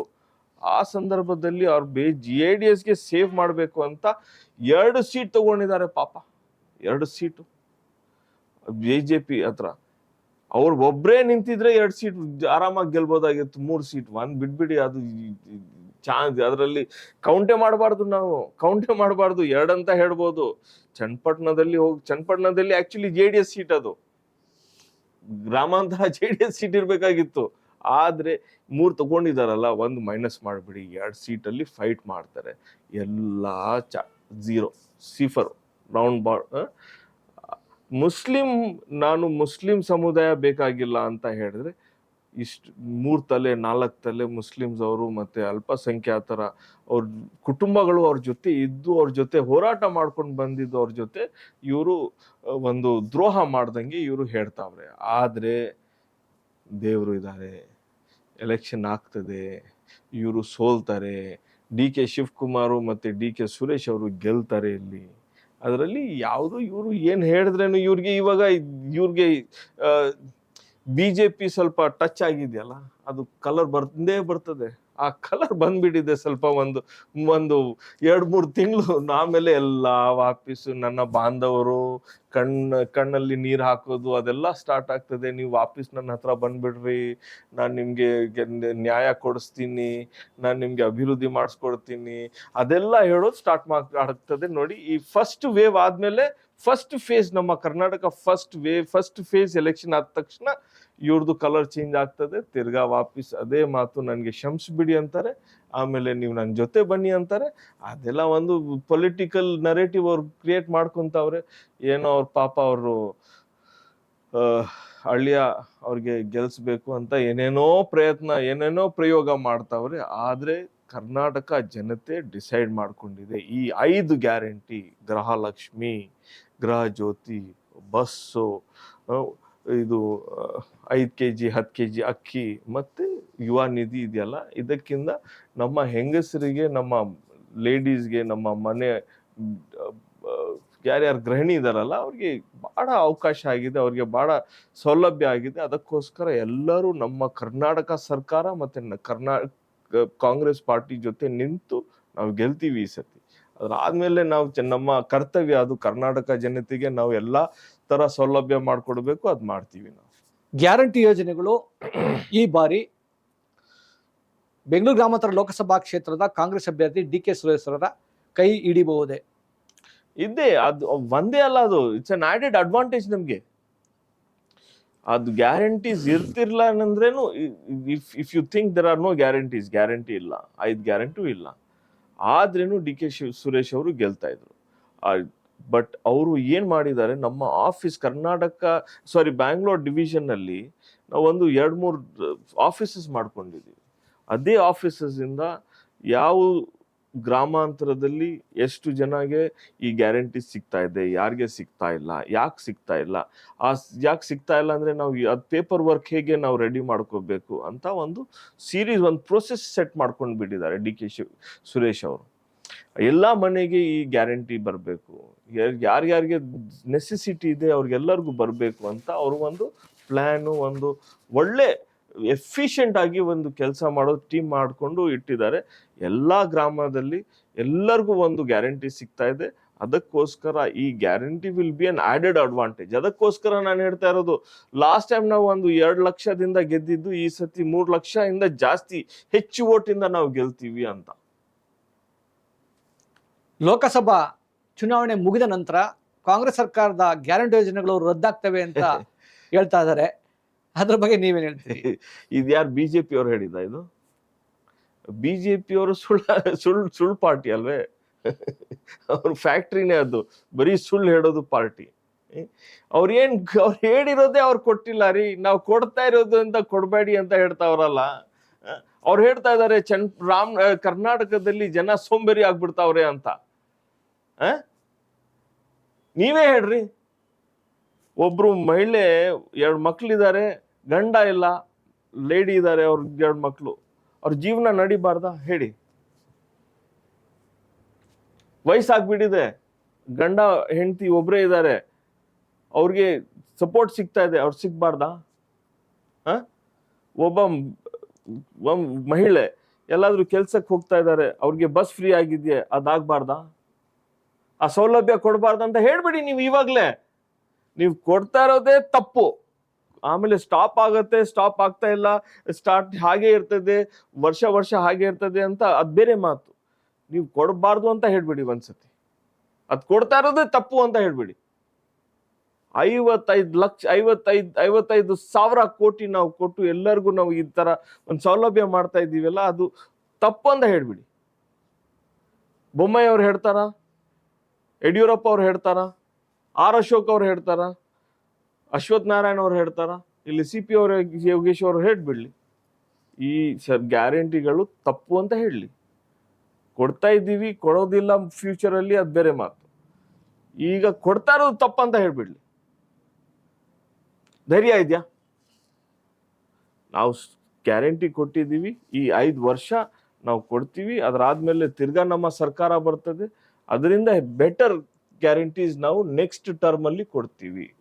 ಬಿಜೆಪಿ ಅವ್ರಿಗೆ ಯಾಕೆ ಸುಮ್ಮನೆ ಆರಾಮಾಗಿರ್ಲಿ, ನಮ್ ಟೆನ್ಷನ್ ತಗೊಳ್ಳೋದು ಅವ್ರಿಗೆ ಬೇಕಾಗಿಲ್ಲ. ಆರಾಮಾಗಿ ಸೋಲ್ತಾ ಇದ್ದಾರೆ ಅವರು, ಆರಾಮಾಗಿ ಮನೆಯಲ್ಲಿ ಇರಲಿ. ಮೋದಿ ಅವರು ಸ್ಪೀಚ್ ದಿನಾ ಮಾಡ್ತಾ ಇರ್ತಾರೆ, ಮನ್ ಕಿ ಬಾತು ಆ ಕೇಳ್ಕೊಂಡು ಮನೆಯಲ್ಲಿ ಆರಾಮಾಗಿರ್ಲಿ.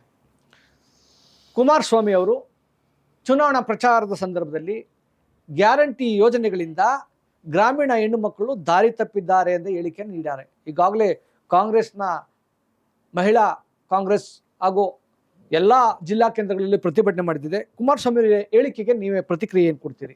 ನಾವು ಈ ಪ್ರಶ್ನೆ ಇದೆಯಲ್ಲ, ನಾವು ಹೋಗಿ ಎಲ್ಲ ಗೃಹಿಣಿಯವ್ರಿಗೆ ಕೇಳಬೇಕು. ಕುಮಾರಸ್ವಾಮಿ ಅವರು ಹೇಳ್ತಾವ್ರೆ ನೀವು ದಾರಿ ತಪ್ಪಿದ್ದೀರಾ ಅಂತ ಹೇಳ್ತಾವ್ರೆ, ಇದು ಕರೆಕ್ಟಾ ಸುಳ್ಳು, ಇದು ಕರೆಕ್ಟಾ ರಾಂಗು ಏನಂತ ಕೇಳ್ಬೇಕು ನಾವು. ನನ್ನ ಉತ್ತರ ಏನಾದ್ರೂ ಇರ್ಬೋದು, ಅದಕ್ಕೆ ನಾನು ಬಾಡ ಅಪೋಸ್ ಮಾಡ್ತೀನಿ. ನಮ್ಮ ಲೇಡೀಸ್ಗೆ ಕ್ಯಾರೆಕ್ಟರ್ ಅಸಾಸಿನೇಷನ್ ಮಾಡಿದಾರಲ್ಲ ಇವರು ವೇದಿಕೆ ಮೇಲೆ ನಿಂತ್ಕೊಂಡು. ಕ್ಯಾರೆಕ್ಟರ್ ಅಸಾಸಿನೇಷನ್ ರೀ ಅದು. ಹೇಗ್ ಮಾಡಕ್ಕಾಗ್ತದೆ ಕ್ಯಾರೆಕ್ಟರ್ ಅಸಾಸಿನೇಷನ್? ನಮ್ಮ ಕರ್ನಾಟಕದ 3 ಕೋಟಿ ಲೇಡೀಸ್ ಅವ್ರಿಗೆ ನೀವು ಹೇಗ್ರಿ ಹೇಳ್ತೀರಾ? ನನ್ನ ಅಕ್ಕ, ನಮ್ಮ ತಂಗಿ, ನಮ್ಮಮ್ಮ, ನಮ್ಮ ಅಜ್ಜಿ ಎಲ್ಲರೂ ಅವ್ರ ಕ್ಯಾರೆಕ್ಟರ್ ಅಸಾಸಿನೇಷನ್ ಮಾಡಿದಾರಲ್ಲ, ಯಾಕೆ? ಏನು ಇದು? ಏನ್ ತೊಂದ್ರೆ? ಏನ್ ಫ್ರಸ್ಟ್ರೇಷನ್? ಈ ಸವಾಲು ನಾವು ಎಲ್ಲಾ ಗೃಹಿಣಿಯವರಿಗೆ ಹೋಗ್ಬಿಟ್ಟು ಕೇಳಬೇಕು. ಕುಮಾರಸ್ವಾಮಿ ಅವರು ನೀವು ಹೇಳ್ತಾವ್ರೆ ಈ ಗ್ಯಾರಂಟಿದಿಂದ ನೀವು ದಾರಿ ತಪ್ಪಿದ್ದೀರಾ ಅಂತ ಹೇಳ್ತಾವ್ರೆ, ನಿಮ್ಮ ಏನ್ ಅಭಿಪ್ರಾಯ ಅಂತ ನಾವು ಇವಾಗ ಎಲ್ಲಾ ಗೃಹಿಣಿಯವರಿಗೆ ಹೋಗ್ಬಿಟ್ಟು ಕೇಳಬೇಕಾಗಿದೆ. ಕ್ಯಾರೆಕ್ಟರ್ ಅಸಾಸಿನೇಷನ್ ಇದು ದೊಡ್ಡ ದೊಡ್ಡ ದೊಡ್ಡ ದೊಡ್ಡ ಮಟ್ಟದಲ್ಲಿ ಪಾಪ ಮಾಡಿದ್ದಾರೆ ಅವರು. ಮಾಡಬಾರ್ದಾಗಿತ್ತು. ಒನ್ ಲೇಡಿ, ಇವಾಗ ನಾವು ನಾರಿ ಸಶಕ್ತೀಕರಣ ಅಂತ ನಾವು ಅವ್ರಿಗೆ ಒಂದು ಎಂಪವರ್ಮೆಂಟ್ ಮಾಡಬೇಕು ಅಂತ ನಾವು ಓಡ್ತಿದ್ದೀವಿ, ನಾವು ಹೋರಾಟ ಮಾಡ್ತಾ ಇದ್ದೀವಿ, ಏನೋ ಅವ್ರಿಗೆ ಸೌಲಭ್ಯ ಕೊಡ್ತಾ ಇದ್ದೀವಿ. ಇವ್ರು ಹೇಳ್ತಾವ್ರೆ ದಾರಿ ತಪ್ತಾ ಇದ್ದಾರೆ ಅಂತ. ಇದು ಪಾಪ ಅಲ್ವೇ? ಕ್ಯಾರೆಕ್ಟರ್ ಅಸಾಸಿನೇಷನ್ ಮಾಡ್ತಾವ್ರಲ್ಲ ಅವರು. On what basis is asking? ಅವರು ಓಟ್ ಕೇಳ್ತಾವ್ರೆ, ಬಿಜೆಪಿಗೆ ಓಟ್ ಕೊಡಿ, JDSಗೆ ಓಟ್ ಕೊಡಿ ಅಂತ. ಆನ್ ವಾಟ್ ಬೇಸಿಸ್ ಕೇಳ್ತಾ ಇದಾರೆ ಅವರು? ಕ್ಯಾರೆಕ್ಟರ್ ಅಸಾಸಿನೇಷನ್ ಮೇಲೆ ಕೊಡ್ಬೇಕಾ ನಾವು ನಿಮ್ಗೆ? 2,000 ಕೊಡ್ತಾ ಇದೀವಿ, ಪಾಪ ಅವ್ರ ಮನೆಯಲ್ಲಿ ಏನೋ ಗ್ಯಾಸ್ ಸಿಲಿಂಡರ್ ಇಲ್ಲ ಅಂತ ಅವ್ರು ಏನೋ ಡ್ರೈ ಲೀವ್ಸ್ ವುಡ್ ಏನೋ ಹಾಕೊಂಡು ಅಗ್ನಿ ಮಾಡ್ಕೊಂಡು ಅವರು ಮನೆಯಲ್ಲಿ ಇದು ಸಂಸಾರ ಮಾಡ್ತಾ ಇದ್ರು. ಈಗ ಒಂದು 2,000 ಬರ್ತಾ ಇದೆ, ಒಂದು ಗ್ಯಾಸ್ ಸಿಲಿಂಡರ್ ಆದ್ರೂ ಬರ್ತಾ ಇದೆಯಲ್ಲ ಇವಾಗ. ಆ ಮಾತಿಗೆ ಇವರು ದಾರಿ ತಪ್ತಾ ಇದಾರೆ ಅಂತ ತಪ್ಪಿದ್ದಾರೆ ಅಂತ ಹೇಳಿದಾರಲ್ಲ, ಅದು ಹೇಗೆ this is absolute character assassination. ಈಗ ಇವ್ರಿಗೆ ಪಾರ್ಡನ್ನು ನಾವು ಇವ್ರಿಗೆ ಕ್ಷಮೆ ಕೊಡೋದೇ ಇಟ್ಸ್ ಇಂಪಾಸಿಬಲ್. ಸಾಧ್ಯನೇ ಇಲ್ಲ ಅವ್ರಿಗೆ ಕ್ಷಮೆ ಇವಾಗ ನಾವು ಕೊಡ್ಬೇಕು, ಜನ ಕೊಡೋದೇ ಇಲ್ಲ. ಲೇಡಿ ಸ್ಪೆಷಲಿ ಗೃಹಿಣಿ ಅವರು ಅವ್ರ ಮೇಲೆ ಆರೋಪ ಮಾಡ್ದಾದ್ಮೇಲೆ ಏನಾದ್ರೂ ಮಾರಲ್ ಗ್ರೌಂಡ್ ಇರ್ಬೇಕ್ರಿ. ರಾಜಕೀಯ ಮಾಡ್ಬೇಕಂದ್ರೆ ಬಾಯಿಗೆ ಏನಾದ್ರೂ ಬರ್ಲಿ ನೀವು ಹೇಳ್ಬಿಡ್ತೀರಾ? ಲಾಸ್ಟ್ ಟೈಮ್ ಸುಮಲತಾಗೆ ಏನೇನ್ ಹೇಳಿದ್ರು ಲಾಸ್ಟ್ ಎಲೆಕ್ಷನ್ ಅಲ್ಲಿ, ಈಗ ಅವರೇ ಸಪೋರ್ಟ್ ತಗೊಳ್ತಾ ಇದ್ದೀರಲ್ಲ. ಕಂಡಮ್ ಮಾಡ್ಬೇಕಾಗಿದೆ ನೀವು ಇವ್ರ ಮೇಲೆ. How dare he says about our people, ನಮ್ಮ ಜನರಿಗೆ, ನಮ್ಮ ಲೇಡೀಸ್ಗೆ ಇವರು ಆ ತರ ಮಾತು ಹೇಳಿದ್ದೆ ತಪ್ಪು, ಘೋರ ಅಪರಾಧ ಇದು. We cannot forgive, we will not forgive, Congress party will not forgive. ದೇಶದಲ್ಲಿರುವ ಮುಸ್ಲಿಂ ಸಮುದಾಯ, ಕೆಳವರ್ಗದ ಸಮುದಾಯ ಯಾವ ಪಕ್ಷದ ಪರ ಇದ್ದಾರೆ? ನೋಡಿ, ಈಗ ಕರ್ನಾಟಕ ಎಲೆಕ್ಷನ್ ಆದ್ಮೇಲೆ 5 ಗ್ಯಾರಂಟೀಸ್ ಜಾರಿ ಆದ್ಮೇಲೆ ತೆಲಂಗಾಣ ನಾವು ಗೆದ್ದಿದ್ದೀವಿ. ತೆಲಂಗಾಣಲ್ಲೂ ಒಂದು 6 ಗ್ಯಾರಂಟಿ ಕೊಟ್ಟಿದ್ದೀವಿ. ಅಲ್ಲಿ ಅದೇ ತರ ಇಟ್ಸ್ ಬಿಕಮ್ ಎಕ್ಸಾಂಪಲ್ ತರ ಒಂದು ಎಲ್ಲಾ ದೇಶದಲ್ಲಿ ಕಾಣ್ತಾ ಇದೆ. ಎಸ್ಪೆಷಲಿ OBC, SC ಮತ್ತೆ ಮುಸ್ಲಿಂ ಅಲ್ಪಸಂಖ್ಯಾತರೇ ಅವ್ರಿಗೆ. ಸೊ ಆ ಸಂದರ್ಭದಲ್ಲಿ ನೀವು ನೋಡಿದ್ರೆ who is a better party, which is a better party, ಯಾವ ಪಕ್ಷ ಒಂದು ಒಳ್ಳೆ ಪಕ್ಷ ಅಂತ ಒಂದು ಅಭಿಪ್ರಾಯ ಯಾರಿಗಾದ್ರೂ ಕೇಳಿದ್ರೆ ನಾವು, ಅವ್ರು ಈಗ ಹೇಳ್ತಾವ್ರೆ ಕಾಂಗ್ರೆಸ್ ಪಕ್ಷ ಇಸ್ ಅ ಬೆಟರ್ ಪಾರ್ಟಿ, ಒಂದು ಒಳ್ಳೆ ಪಾರ್ಟಿ. ಇವರೆಲ್ಲರೂ ನಮ್ಗೆ ಒಂದು ಪಾರ್ಟಿ ವಿಲ್ ಗಿವ್ ಅಸ್ ನ್ಯಾಯ, ಅದಕ್ಕೋಸ್ಕರ ನಾವು ನ್ಯಾಯ ಪತ್ರ ತಂದಿದ್ದೀವಿ. 5 ಗ್ಯಾರಂಟಿ ನಾವು ಗೆದ್ರೆ, ನಮ್ಮ ಸರ್ಕಾರ ಬಂದ್ರೆ 1 ಲಕ್ಷ ಒಂದು ಲೇಡಿಗೆ ಕೊಡ್ತೀವಿ, 8,500 ತಿಂಗಳಿಗೆ ಅವ್ರ ಅಕೌಂಟ್ ಬರ್ತದೆ. ಅದೇ ತರ 30 ಲಕ್ಷ ನಾವು ಯೂತ್ಗೆ ನಾವು ಸರ್ಕಾರಿ ನೌಕರಿ ಕೊಡ್ತೀವಿ ಅಂತ ಹೇಳಿದೀವಿ. ಅದರಲ್ಲಿ 50% ನಾವು ಲೇಡೀಸ್ಗೆ ಕೊಡ್ತೀವಿ ಅಂತ ಹೇಳಿದೀವಿ. ಅದೇ ತರ ನಾವು ಇವಾಗ ಜನರಿಗೆ ಗೊತ್ತಾಗ್ತಾ ಇದೆ, ಈ ಧರ್ಮ ರಾಜಕಾರಣ ಬಿಟ್ಟು ನಾವು ಇವಾಗ ಅಭಿವೃದ್ಧಿ ರಾಜಕಾರಣ, we should stand with a party which stands with growth. ಅಭಿವೃದ್ಧಿ ಯಾರು ಮಾಡ್ತಾವ್ರೆ ಅವ್ರ ಜೊತೆ ನಾವು ನಿಂತ್ಕೊಳ್ಬೇಕು ಅಂತ ಇದ್ದೀವಿ. ಅದಕ್ಕೆ OBC, SC, ST ಮತ್ತೆ ಎಸ್ಪೆಷಲಿ ದಿ 4 ಕಾಂಬಿನೇಷನ್ ಇದೆಯಲ್ಲ, ಅವರೆಲ್ಲರೂ ಈಗ ಕಾಂಗ್ರೆಸ್ ಪಾರ್ಟಿ ಮತ್ತೆ ಕಾಂಗ್ರೆಸ್ ಪಕ್ಷ ಇಂಡಿಯಾ ಅಲಯನ್ಸ್ಗೆ ನಾವು ಸಮರ್ಥನೆ ಕೊಡಬೇಕು ಅಂತ ಒಂದು ಇದ್ದು ಕನ್ಸೆನ್ಸಸ್ ತರ ಒಂದು ಲೆವೆಲ್ ಆಗಿ ಒಂದು ಅಗ್ರಿಮೆಂಟ್ ಜನರಲ್ಲಿ ಒಂದು ಮನಸ್ಸಲ್ಲಿ ಒಂದು ಬಂದಿದೆ, ಈ ಪಾರ್ಟಿಗೆ ನಾವು ಸಪೋರ್ಟ್ ಮಾಡಬೇಕು ಅಂತ. ಕೊನೆಯದಾಗಿ ಸಂಗ್ರಾಮ ಟಿವಿಯ ಮುಖಾಂತರ ಬೆಂಗಳೂರು ಗ್ರಾಮಾಂತರ ಲೋಕಸಭಾ ಚುನಾವಣೆಯ ಮತದಾರರಿಗೆ ಯಾವ ಸಂದೇಶವನ್ನು ನೀಡ್ತೀರಿ? ನಾನು ಒಂದೇ ಮಾತು ಹೇಳೋದು, ಒಳ್ಳೆ ಆಡಳಿತ ನಡೀತಾ ಇದೆ. DK Shivakumar as a DCM ಒಳ್ಳೆ ಆಡಳಿತ ನಡೆಸ್ತಾವ್ರೆ. ಸಿದ್ದರಾಮಯ್ಯ ಅವರು ಆಸ್ ಅ CM ಒಳ್ಳೆ ಆಡಳಿತ ಕೊಡ್ತಾವ್ರೆ. ಸೀಮ್ಲೆಸ್ ಆಗಿ 5 ಗ್ಯಾರಂಟೀಸ್ ಇಂಪ್ಲಿಮೆಂಟ್ ಮಾಡಿದ್ದಾರೆ. ಅಭಿವೃದ್ಧಿಗೆ ಬಹಳ ದೊಡ್ಡ ಮಟ್ಟದಲ್ಲಿ ಅನುದಾನ ಮಾಡಿದ್ದಾರೆ ಬಜೆಟ್ ಅಲ್ಲಿ. ಅದೇ ಪ್ರಕಾರ DK ಸುರೇಶ್ ಅವರು ಆ ಲಾಸ್ಟ್ 10 years 8 months ಅಲ್ಲಿ 10 ವರ್ಷ 8 ತಿಂಗಳಲ್ಲಿ ಅವರು ಎಲ್ಲಾ ಗ್ರಾಮ, ಎಲ್ಲಾ ಪೂರ್ತಿ ಕಾನ್ಸ್ಟಿಟ್ಯೂಯೆನ್ಸಿಯಲ್ಲಿ ಅವರು ಓಡಾಡಿ, ಅವ್ರದ್ದು ವಿಸಿಟ್ ಮಾಡಿ ಎಲ್ಲರಿಗೂ ಏನೇನು ಪರಿಹಾರ ಬೇಕಾಗಿದೆ. ಎಸ್ಪೆಷಲಿ ನಾನು ಇದೊಂದು ಮಾತು ಹೇಳಬೇಕಾಗಿದೆ, ಕರೋನಾ ಟೈಮಲ್ಲಿ ಯಾರಾದ್ರೂ ಬ್ಯಾಂಗ್ಳೂರ್ ಗ್ರಾಮಾಂತರದಲ್ಲಿ ಯಾರಾದ್ರೂ ಅವ್ರಿಗೆ ಜೀವದ ಭಯ ಬಿಟ್ಟು ಯಾರಾದ್ರೂ ಒಬ್ರು ಓಡಾಡಿದ್ರೆ ಅವರು DK ಸುರೇಶ್ ಅವರು ತರಕಾರಿ ಇರ್ಬೋದು, ಮನೆಗೆ ರಾಷನ್ ಕಿಟ್ಸ್ ಇರ್ಬೋದು, ಮೆಡಿಕಲ್ ಕಿಟ್ಸ್ ಇರ್ಬೋದು, ಏನಾದ್ರೂ ಒಂದು ಕ್ರಿಯಾಕ್ರಮ ಮಾಡ್ಬೇಕಾಗಿದ್ರೆ ಅವ್ರಿಗೂ ಇವ್ರ ಟೀಮೇ ಹೋಗಿ ಅವ್ರಿಗೆ ಲಾಸ್ಟ್ ರೈಟ್ಸ್ ಎಲ್ಲ ಮಾಡಿದಾರಲ್ಲ. ಆ ಸಂದರ್ಭದಲ್ಲಿ ಬೇರೆ ಯಾರಾದ್ರೂ ಕೆಲಸ ಮಾಡಿದ್ರು ಇಲ್ಲ.